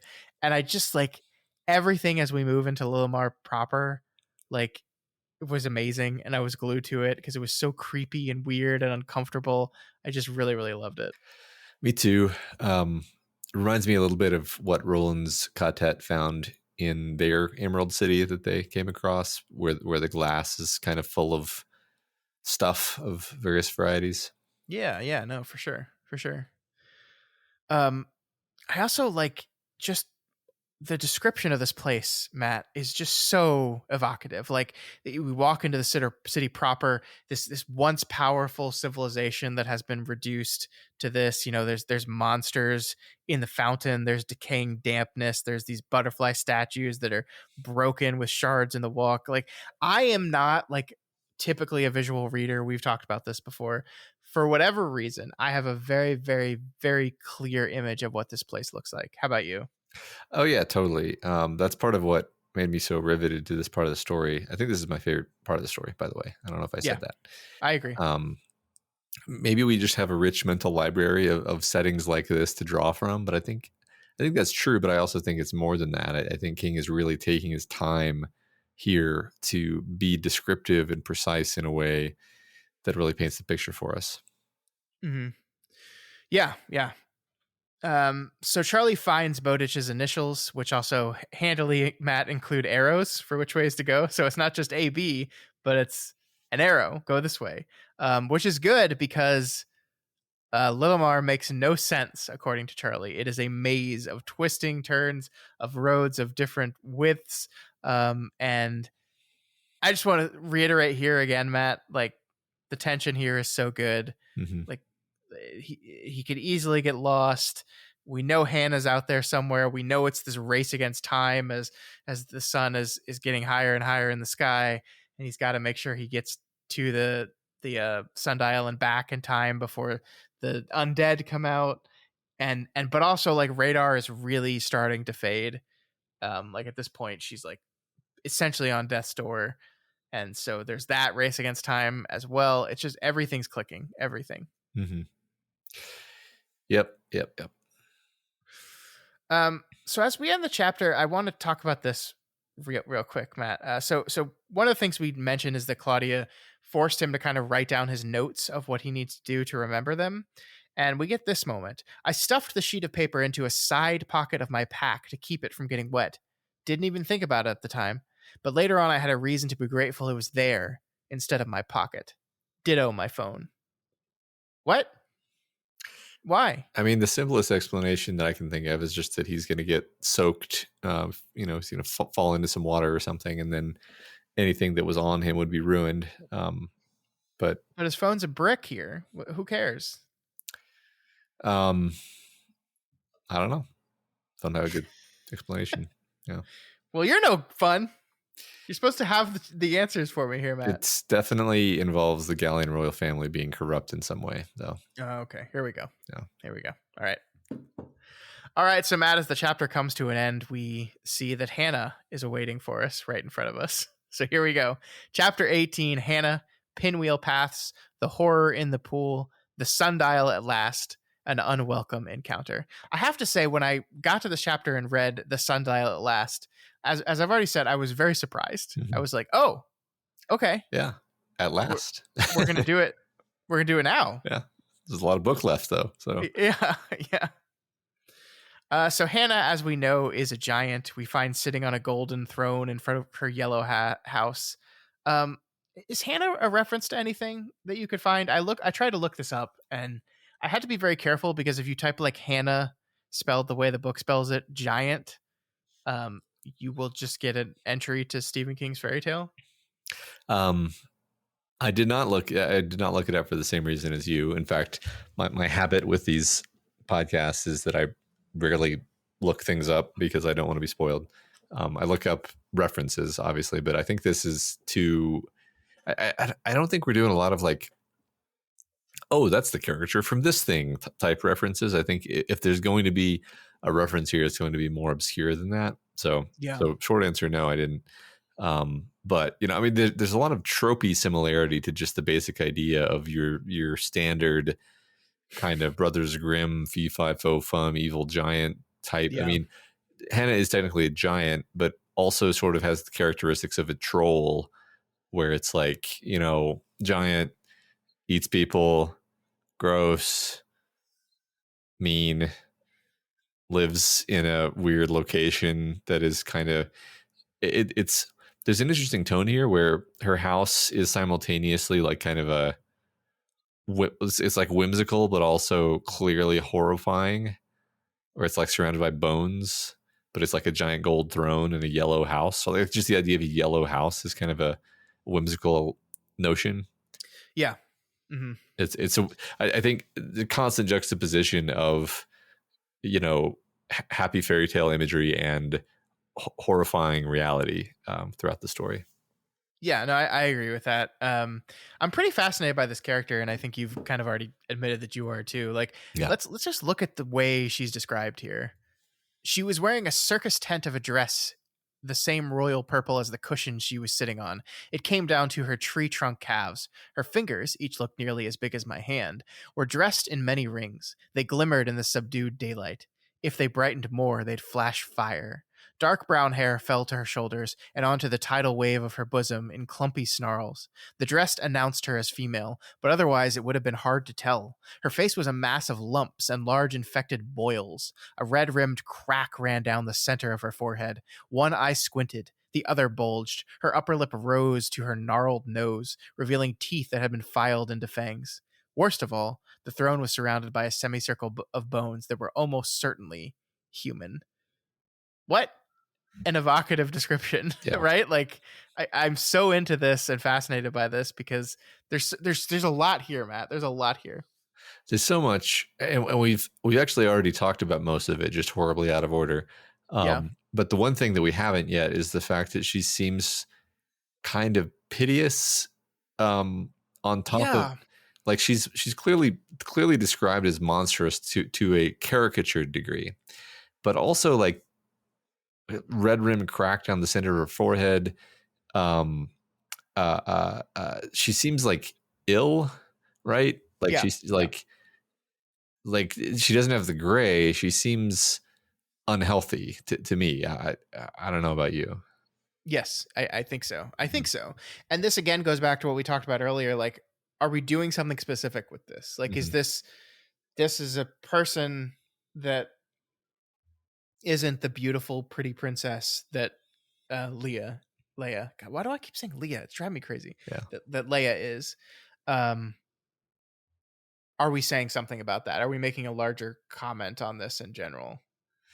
Because like you could imagine a version of the story where Hannah is like the rightful heir, but because she's grotesque, she is sidelined in favor of some other in the standard cynical maneuverings of royalty. She is cast aside in favor of the more beautiful offspring, Mm-hmm. um, and that this is all terribly unfair.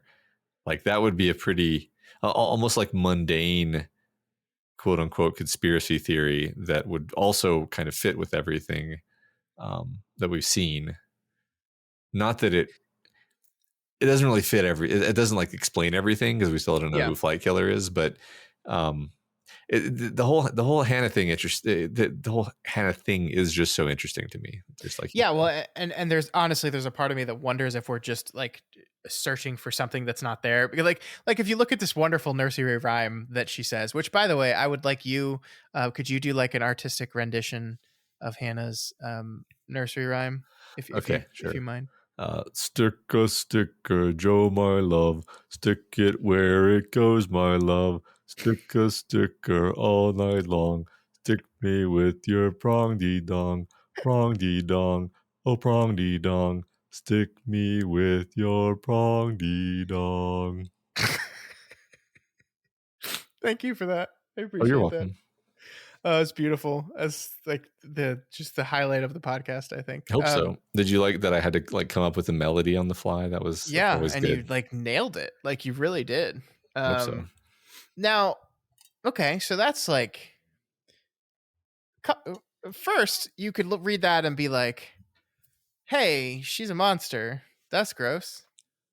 But maybe Joe's her husband, and she's just singing a song about making sweet love with the love of her life. Yeah. I feel like there's like a Family Guy adjacent comedy bit where like Charlie murders Hannah, and Joe runs out of the house and is like, "No!" you know. Yeah, no, I like it. No, I mean, I honestly don't know what to feel about this because yeah, like it feels like in the coded language, and I'm repeating myself, but in the coded language of fairy tale, this is very clear, right? Hannah is bad. Hannah's bad. She's a giant that looks gross. She's singing gross songs. Leia is the good one. Uh-huh. Hannah's the bad one, and it's very straightforward and clear. And if we're doing just a straightforward and clear fairy tale, King is doing here, then that's all there is to it, right? And literally 30 to 45 minutes of this week's conversation has just been us wasting time. Yeah. But Maybe. I feel more than ever what you're onto here. Yeah. Well, remember when when Leia's handmaiden says, "Help Leia." No, you don't, because she didn't say that. She said, "Help her,"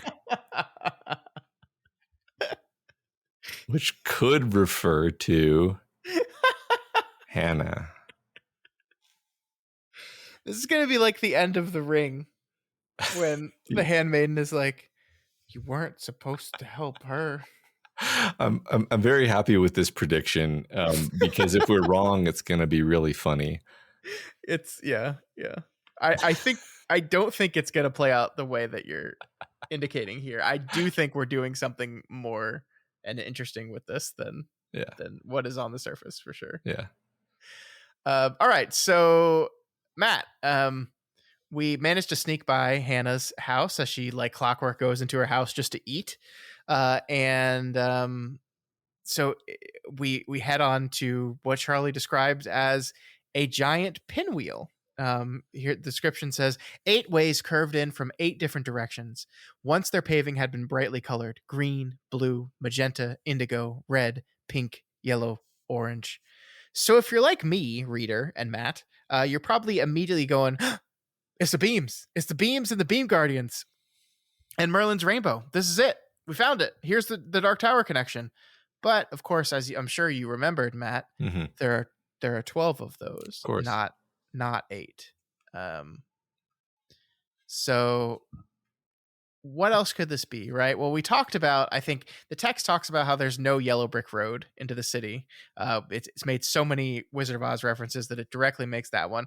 But what if there used to be, right? What if this is more symbolic of like all the different parts of the land, all the different various fairy tales of Empis coming together in this main city along their own brick road? I like that. Yeah, each of the lines represents a sort of different trunk of this fairy tale narrative structure. Yeah. Yeah. That's all I could come up with.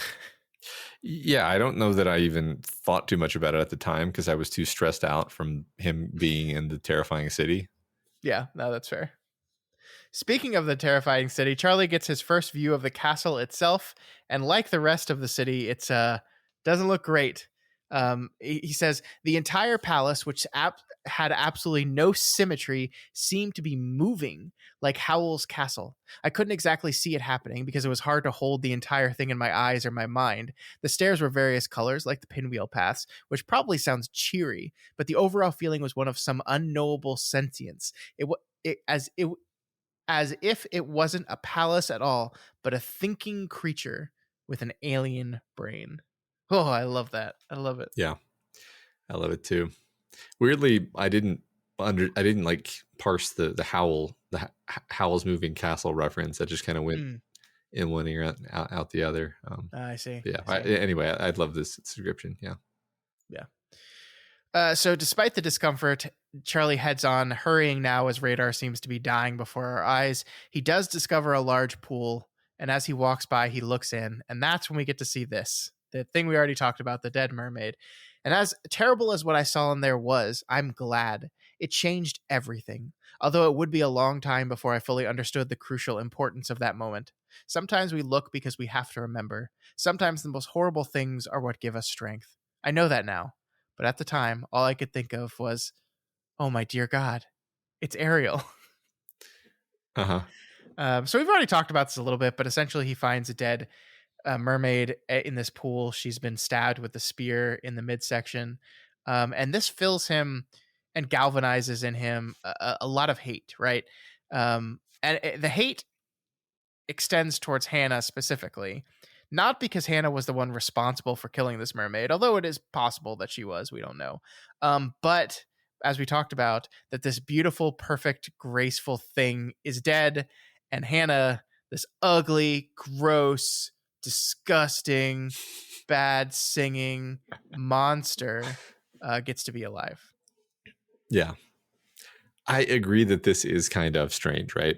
Like, yeah, I will feel kind of confused if it turns out the whole time Hannah was just a gross, ugly monster, because that's just such a strange lesson. I mean, on there's a way that I could see that remaining true, which is basically like fairy tales are really not that subtle. In a fairy tale, a gross, ugly monster is a bad thing, and you should kill it. And like that, it could be that's what we're doing. Like, this is a world that plays by those rules. It's really not that complicated. I just kind of hope that it's more than that, personally. Yeah, I mean, I think there has to be something said about the fact that we're reading a Stephen King book that came out in the year 2021, right? If this was Stephen King writing this book in 1975 or 1985, I might just look at this and go, oh yeah, this is like, he's playing into the fairy tale tropes, and like some of the stuff is a little dated by our 2020s brains, that we're trying to be a little bit more accepting of people that look differently, you know. But no, this is a modern King writing a modern story, and I just feel like in that regard it would surprise me if he's just sticking by these old dated fairy tale tropes. But yeah, like maybe, right? Maybe, and that's it. And would I be a little bit disappointed? Yeah, probably. Do I need Hannah to be like the secret savior of the world? No. I don't. I don't. I'm fine. I'm actually still fine if Hannah is just bad, but we are still saying a larger point about the way we perceive people and good and bad. Like I think you can do both of those things at the same time, actually. Yeah. Yeah. I mean, I'm just simply not getting it if that's not the case. Cause like when you see a dead mermaid in a pool, I'm like, maybe that mermaid was a monster. I don't Yeah. know. Like, Well, yeah, you're absolutely right that Charlie constructs this whole narrative around the mhm. mermaid that is like, and then people would walk by the pool and they'd see this beautiful mermaid, and like she would smile at them and it would provide them strength and they would provide her strength, and there was this beautiful symbiotic relationship. And it's like, well, you don't know that. Yeah. Like, you have no Right. idea. Maybe she was a slave mermaid and Yes. she hated everyone. That's, you heard me making noises there, because as soon as you said that, I realized, like, you think a mermaid's going to be happy living in a fountain? Yeah. Like, this is clearly a zoo. This is a prisoner mermaid who is not happy. And now the mermaid is dead in the pool, um, trapped in this city. Almost certainly either a slave or just a creature kept for the amusement of the city folk. This was not a cool thing to have in the city. And the fact that Charlie thinks only later would I realize the significance of it really suggests that there is a significance, such as like realizing the implications of it, right? Yeah. I don't know. I don't know. We'll see. Yeah. We've talked about this a lot today. Like I said, it's going to be really weird if we're just totally wrong Yeah, and we've devoted so much time to this, it which will. I will be fine. I will be fine. Yeah, it'll be funny. Um, all right. So finally, Charlie gets to the sundial. He finds it this massive thing divided into 14 pie wedges, all with a different symbol on them. The implication here is that the day has 14 hours, Matt. But the symbols on here are the two moons, the sun, a fish, a bird, a pig, an ox, a butterfly, a bee, a sheaf of wheat, a bundle of berries, a drop of water, a tree, a naked man, and a naked woman who was pregnant. Symbols of life. So I immediately was like, oh, are we going to do the Beam Guardians here? And once again, no, these are not them. The number doesn't work, and there's a lot of other symbols here. But I guess the question I have for you as we are finally at the sundial is A, why is this here? And B, from maybe perhaps a more meta perspective, why is the thing that makes people younger or older a sundial and Mhm. not something else? What do you think? Yeah, I don't know the answer to the question. It is once again very strange, and it only makes sense in a weird fairy tale universe that there would be a magic sundial that lets you reverse people's age, and it's just sitting here and isn't like the most important object in the universe. Because, Yeah. yeah, I mean, like every story we tell is about, not wanting to die, and this is a real object that exists in this world that lets you age backwards. Like if this existed, there would be a line snaking around the whole globe to access just this sundial. The city itself would have been built around the sundial if this sundial existed, but it seems almost like, yeah, and then the sundial was also here. It's again, I feel like I'm being overly literal and like rational brained about this, because this is supposed to be a fairy story, but also it's a fairy story that clearly has this like dark edge to it. So I Yeah. don't know what to do with the sundial. I don't know why it looks. I mean, okay, so you ask why is it a sundial? It's like, well, it's a kind of timekeeping device, and since it was going for a more fairy tale vibe, we can't just make it like a clock, because clocks are a relatively recent invention. But there is a clock. Like above the sundial, there's there's a sun Mm-hmm. that has a face that clacks seconds. Yeah, well, so maybe the sundial like predates that. I don't. Again probably getting overly like literal. What do you think? What do you think? I don't know. Why does a sundial spin? It doesn't need to do that. Yeah, that okay. Glad you said that, because I meant to say something like, yeah, like sundials don't spin, do they? They're just No. they just sit there. That's the whole thing. The Yeah. sundials. It's the sun Yeah, does the dialing. yeah. Huh. So yeah, yes, I mean I think we're overthinking this. It is just supposed to be this magical device, but yeah, these thoughts were definitely occurred to me. Is like why a sundial specifically? And I wonder if there's more to it than what we're talking about here. But it could have been a clock. It could have been a fairy version of like a merry-go-round to link more closely to something wicked. Like it could have been a lot of things, but specifically sundial, I think is really interesting. Yeah. So Charlie places Radar down on one of the wedges. It's the one with the weed on it, by the way. I'm not sure if that matters, but let's just clock that just in case it does. Sure. And begins to push the sundial counterclockwise, which is like hopefully. I love how he's like, this is probably the right direction. Uh-huh. I just want to say as we get into this scene, I still didn't know at this point what was going to happen. I was still like, is Radar like, is this book going to just straight up de-age Radar? Was a thing that I was not convinced was going to happen literally until it happened. Mm-hmm. Yeah, I was pretty sure Radar was not going to make it. So, yeah, you know, there's my track record for you. There's still time for that. That's true. Yeah. There's also those little notes in here of Charlie being confused about how somebody who isn't super strong like he is could have possibly moved the sundial. Like how did Mr. Bowditch do this? And it's not answered. Maybe it's not meant to be a super important mystery, but it was another thing that bothered me a little bit.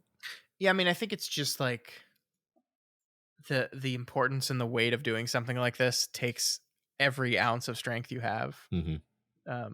It felt more magical to me than specifically like you need a certain amount of pounds per square inch of force to move this thing. Yeah, that's reasonable.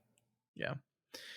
So he manages to do it though. The sundial starts moving, and there's this brief moment where we fear the sundial is turning too fast, and Radar will just de-age backwards into nothing. And then I was like, here we go. This is it. But then we move away from that very quickly. Radar is just able to easily leap off the dial. I think the book says she's get down to like 6 years old, or maybe a little bit older than that, maybe like 8, like in the prime of her life, essentially. Yeah. And she's okay. She's young again. I'm so happy. I'm so happy for her. I'm so happy for Charlie. I'm so happy for everyone. But that nagging feeling in the back of your head of like, no, we were told that there was a price, that using this thing had a price to it. And we didn't see any price here, right? Mm-hmm. So must be elsewhere somewhere. Yep, it's Charlie's dad. That's what the price is. Stop it. I mean, you're right. You're right. But I mean, that's got to be it, right? Because everything I just said about, this being the fountain of youth, and yet people not using it, it's like, well, they must know that it's not worth it. And it's got some horrible cost to it. And although that being said, it is interesting that the Gallian nobles just let him do it. Right. Yeah, I mean that's the like we've been like we go back to what we talked about with Leia last week, where she's like, so he chose not to do another turn of the sundial, a wise choice, and you're like, but the dog, you're okay with this? Everyone is okay with this. No one talks about, oh, be careful, there's going to be a price to pay for using this. Nothing is meant to live forever. There will be consequences to this. Yep, almost like they want the kid to go into the city for some other reason, perhaps. Stop it. Not everything is nefarious, Matt. But it's so much more fun when it is nefarious. Charlie managed to get by Hannah once again, but then, Matt, we find that his breadcrumb trail is gone. It has been erased. And why? Who could have done this? Well, it's Rumpel Peterkin. Yep. Of course. That's shithead. Yeah. Charlie sends his newly empowered and young dog after Peterkin, and Radar does manage to get a good chunk out of him, but it's not enough to catch the little man. And suddenly, Charlie and Radar find themselves trapped in the Lilimar maze without a map and running out of time. And it's a tough place for us to break here, Matt, but this is where it ends. Yes. What a stressful part of the book. Mm-hmm. Really worked So for what's going me. to happen? Are they going to be? Is it going to get nighttime and they're going to get stuck? Certainly, right? Like, Yeah. I think you're just correct, because it would almost feel disappointing to set up this idea of there being undead in the city and then not show what that looks like. yeah, yeah. We've been told way too many times don't come to the city at nighttime for us to not see the city at nighttime. So that's definitely where we're going. I didn't mention this, but like one cool thing of the structure of entering the city where you, the reader, with your trope filled brain kind of know that something is going to happen here, and then when it doesn't happen on your way to the sundial, you immediately know that it's definitely happening on your way back, right? It's Yeah. like, okay, so now we're totally primed for, okay, the way out is going to be real tough. Yep. Yeah. All right, but that is the end of this week's reading. We will find out what happens to Charlie and Radar and that stupid little Peterkin when we get back next week. We'll be reading chapters 19 through 23 of the novel, and it will be, Matt, the third to last episode on this book. Oh my God. Yeah, it's Awesome. coming. It's coming so fast. I'm excited. All right, let's move on to the discussion question section, Matt. We had a fun question last week and got a lot of great answers. We did. The question was, what is your favorite curse? First, from Jaraxxus Eridar Lord. The Hunter's Curse in Bloodborne is my favorite curse. Turns out imbibing alien blood cures all illness and heals all wounds. It also may or may not turn you into a wolf monster and drive you insane. I mean, what's so bad about having what's left of your shattered mind trapped in a twisted dimension of blood and the constant need to hunt? Thankfully, Lady Maria of the Astral Clock Tower knows that an honest death can cure you now. Never played that, but sounds cool. Yeah, it's a FromSoft game. Oh, okay. Then I totally understand all those things now, because yeah. DJ Dinoco says the best curse has to be the one placed on that no good, dirty, rotten, pig stealing great great grandfather of Stanley Yelnats in Holes. All he had to do was carry Madame Zeroni up the mountain. This was a fun book, and I enjoyed the adaptation. Highly recommend both.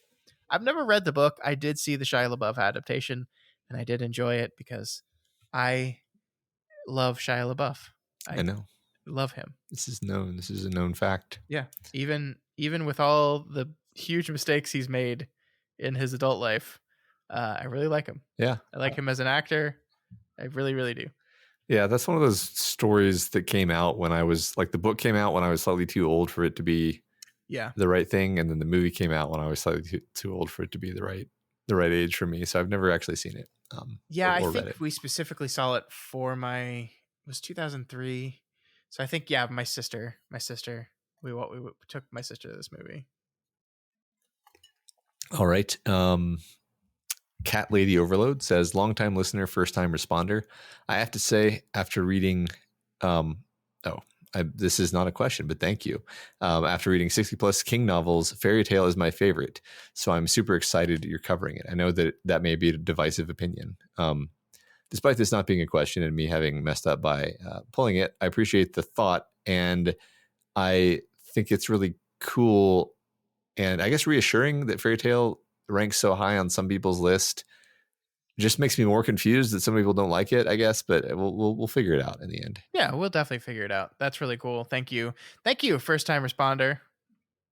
Good to see you. Yeah. Francoda says Harry Potter is filled with curses. There are curses in the symbolic way I think you guys are referring to in the podcast, but the word curses also holds a specific meaning in the Harry Potter universe. For example, we could say that Moaning Myrtle is cursed to roam the bathroom for all eternity, but we could also talk about literal curses, such as the unforgivable curses. I would say my favorite curse is the Horcrux. I am very intrigued by the concept of creating an evil object that gives you some sense of immortality. Cool. All right. Darian Tyros says, it's hard to decide. Curses are some of the most interesting story conceits. I think here I'll go with a fun classic, the curse of Aztec gods in the original Pirates of the Caribbean. I can remember being wowed by the first skeletal zombie reveal when moonlight first shines on the crew of the Black Pearl. the quest to break the curse, and how Jack uses the curse as in a surprise twist near the end to survive um, being stabbed is a fantastic use of the rules of the curse. And when you really think about it, isn't that what makes curses the most interesting? The implementation and creative exploitation of the rules the curse works by. Yes. Pirates of the Caribbean, Curse of the Black Pearl, great fucking movie. Yes. So Yes. I'm fully with you on that, Darian, and I like the rules of it. I think they're really cool. Matt, I do want to circle back to Cat Lady Overload, by the way. Yes. Because they did answer the question. You just copy pasted it wrong. There we go. Okay. The actual question was the most memorable curse I can think of is the curse Isildur put on the men of the White Mountains, though this may be a repercussion of not upholding their oath rather than a curse. But the army of the dead and Aragorn holding them to their oath was one of my favorite parts of the books/movies. It is just one of those scenes that really makes you think and shudder. Middle Earth, honestly, is full of lots of curses. Thank you, Cat Lady Overload. Sorry I screwed up your questions so bad, but we got there. We did. Yes, that is a cool curse. It's interesting to contextualize certain Lord of the Rings concepts as being curses. I'm thinking of the Barrow-wights. Mm-hmm. Yeah, that's great. That's great. Yeah, it's a fun part of the movie for sure. Although I was always like, Aragorn, you really should have saved those guys for Mordor. Yeah, for like a couple hours later. Yeah. Hey, I know I told you if you rode into battle with me, I'd release you from your oath, but like, can you give me like 3 hours? You've been waiting thousands of years. Right. What's 3 more hours? Yeah. Don't you want to have another fight now that you're immortal and a ghost monster? Yeah. Yeah. E-Man 9001 says, I want to talk about the curse on the Trojan princess Cassandra in the Trojan war myth. Cassandra was given a divine gift by Apollo and could see into the future and make perfectly accurate prophecies. When she rejected Apollo's sexual advances, he was enraged but could not remove the divine gift he gave her. Instead, he added a curse that even though her prophecies would be perfectly accurate, no one would ever believe them. This is my favorite curse for 2 reasons. It's just a fun Baroque way to inject dramatic irony into your story. 2, it's just brutally messed up and cruel. There is no one true canon for the Trojan War myth, but common examples of this curse coming up in retellings include Cassandra telling everyone if you send Paris to Sparta, he's 100% going to marry the queen and start a war, to which Priam just tells her not to be so jealous of her brother. Cassandra warning everyone, for the love of God, don't accept this Trojan horse. It's literally full of Greeks that will sack the city. And all of Troy saying, LOL, princess, you so crazy. Open the gates, before being brutally murdered. Yeah, E-Man goes on like this, but yes, this is great. Cassandra is like, man, myths are so good, man. It's such a fun story that's really perfect. I also enjoy myths. Mm-hmm. All right, Aqua Lungfish says, first, got to say, every time you guys started in on how Charlie might be a secret monster, all that went through my head was chocolate. I literally laughed out loud when it came up this episode. Well, you're going to enjoy this episode as well. This book is just full of chocolatey goodness. I wonder, like, so, I mean, tangent, but you don't do this as much in all the other books. I'm not doing it on purpose. No, I know. I'm just wondering if like there's a thing that happens when we both don't know what's going to happen that you just kind of go for broke with some of this stuff. Well, yeah, I definitely get more paranoid about like possibilities. If there's no constraints at all, I don't know. I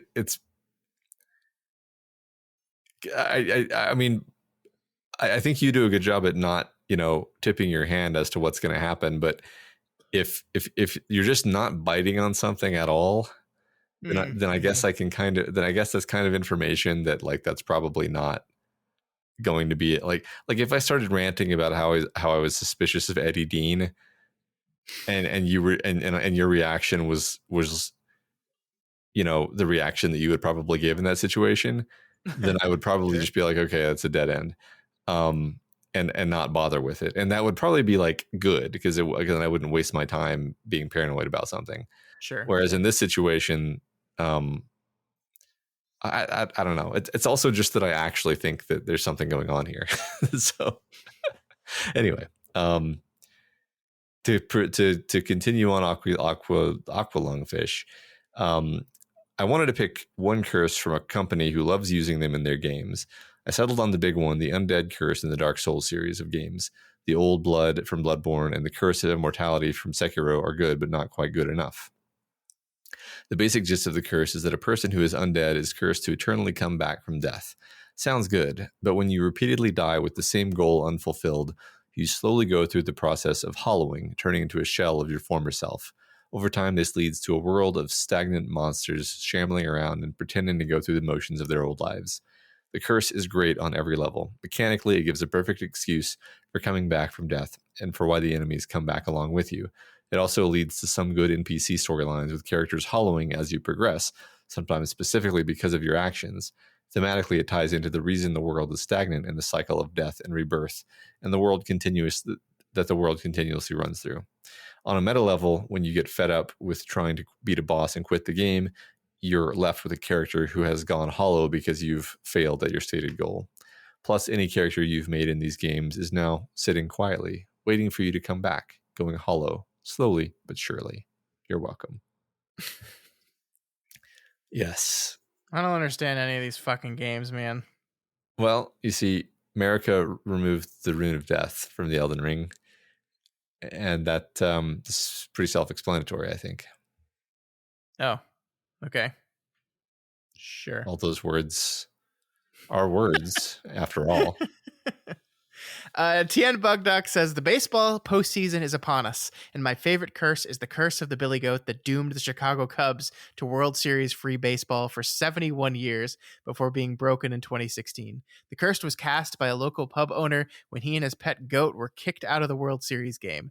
Yes, apparently pet goats could go to games in the 40s. The Cubbies lost that series and failed to make it for another for 11 years. Many attempts were made to banish the curse, including a holy water application to Wrigley Field. Many other interventions involving goats were tried, some with good and some with ill outcomes for the goats in question. The curse even ruined the life of a loyal Cubs fan, the infamous Steve Bartman, when his ill-advised attempt to catch a foul ball tipped the tide against the Cubs. The curse of the Bambino plagued the Boston Red Sox for longer, but the curse of the Billy Goat had a far more colorful history. I love baseball. I love baseball so much. Oh God, this was a delightful answer because I didn't know almost any of this information at all. So this was just catching me up on a huge piece of lore. I love it. Cubs NBA, won, though. Sorry, Cubs won 2016. They won it all. Yeah. Took them long enough. NBA Sarah says, "Hi everyone. Been skulking and listening since the beginning, but this is my first time interacting. Long-time listener, first-time caller. Before I get to favorite curses, I want to say thanks not only to our fearless Kingslingers and how they helped me along on my first trip to the tower and through King's work since then, but also to everyone else. I've seen your comments, heard your insights, laughed at your quips, and enjoyed your thoughtful contributions to discussion questions. Really love this place. The curses that are my favorite are the ones that have bled into real life, like kids not stepping on cracks on the sidewalk, or actors refusing to say Macbeth in a theater, or cross your heart and hope to die. It's also fanciful and funny, and we often overlook how very intense and horrifying the consequences that we're laying out could be, which then makes it more funny. Anyway, I've loved this since the beginning, and I'm looking forward to whatever comes. Thank you, Sai." I love that. That's great. Yeah, the curses that like just become so ingrained in like culture that we don't even think about it anymore. We just do it. Yeah, it's interesting. I mean, I sort of related, but converse. Like we all say "bless you." It's like universal that people say "bless you," and Yeah. on a curse, but it's a sort of magical It's a statement, ward. right? Yeah. That, or rather, you could say the curse is that if I don't say "bless you," something terrible will happen. Yeah. I just want to say I say Macbeth in theaters as much as possible. I've never heard that before, to be honest. Oh, really? Yeah. Yeah, it's terrible luck. Oh, wow. Okay. Huh. There's a line in Hamilton where like he's referencing Macbeth, and the musical line is like he has to reference it like not directly because he can't say Macbeth. What if, It's really funny. what if you're doing Macbeth? That's fine. Oh, okay. All right, good. For some reason, that's fine. I don't even remember where this curse comes from, but you just can't say Macbeth. Okay, I'll have to read up about it. Yeah. All right. Last but not least, we have Kraken Bananas, who says Howl's Moving Castle is jam-packed with characters getting cursed, but I especially love the curse placed on Sophie Hatter. There's something delightful about a teenage girl being turned into a decrepit old woman, and how difficult the most menial tasks become for her. Her absolute determination and willpower is inspiring, and I love the fact that once Howl discovers the curse, he attempts to break it, but the curse remains because Sophie actually enjoys being disguised as an old woman. I love that movie. Yeah. Me too. That's it. Thank you, everyone. Those are some really, really great answers. That was a lot of fun. I enjoyed that one a whole bunch. Me too. All right. All right, Matt, what is next week's question? What's the creepiest city? Yeah, maybe we're talking about in stories. Yeah. Maybe just, real life. Yeah. Maybe the city you live in. Yeah, we want to hear about like some creepy cities. I think there's a lot of creepy cities out there. I think this is a great entry into the creepy city mythology. Definitely.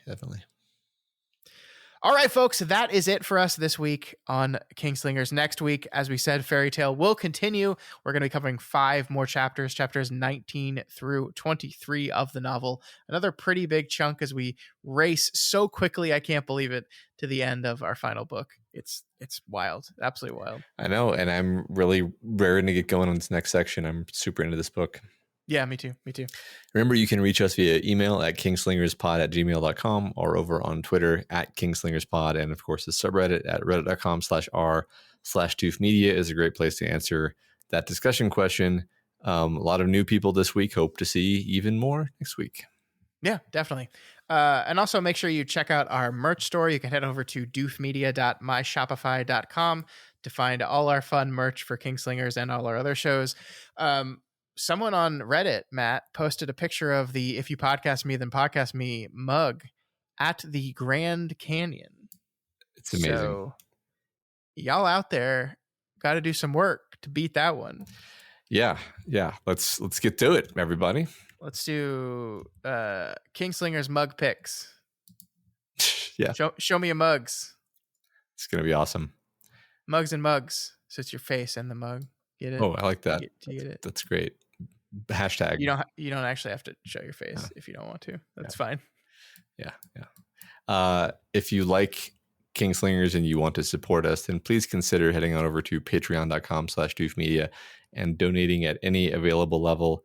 At certain levels, you get access to the bonus podcasts where there's a huge backlog of us discussing Stephen King adaptations and the TV show Castle Rock.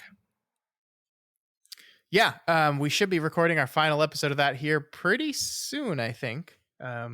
So you don't want to miss it for sure. Yep. But if you cannot help donate or be part of the Patreon right now, that's absolutely okay. There are tons of ways to help us out. We always say, please share the show. Please keep doing that. And of course, you can always help us out by leaving a rating and a review. This week's review comes from Leech43, who gives us 5 stars and says, "Thank you, Sai. I found you guys at some point during 2022. I finally caught up live by the end of 11/22/63. I completely loved your journey to the Dark Tower. It was my 3rd trip and was so glad to join the 2 of you along the way. All of your reviews are insightful and entertaining. As a matter of fact, I just finished Rose Matter and kind of wish I had an 8-episode, 20 hours of content to tell me why I should have liked that book more. But I digress. You guys are awesome, and I am so excited to join you for your Flanagan series. His Houses trilogy is some of the best horror I have seen in a long time, not to mention best TV shows. Thank you both for doing what you do. Constant listener." Wow. Lots of nice things in there that make me feel awkward reading them out loud, but thank you so much. That means a lot. I'm glad you're going to follow us over to Flanagan's Wake when we make that jump. I'm sorry. I can't tell you why you should have liked Rose Matter more. I thought it was just okay. So Awesome. Thank you. But thank you so much, and thank you everyone who continues to leave those rating and reviews in. They will never stop mattering, even when the show is over. Please keep sending those in, because they will help people find us, even when we're not publishing any more content on that feed. Yep. All right, folks, we'll see you back here next week for more fairy tale, more finding out if Hannah is actually the prince that was promised, the princess that was promised. It's gonna be Hannah. Long days and pleasant nights. And may you have twice the number.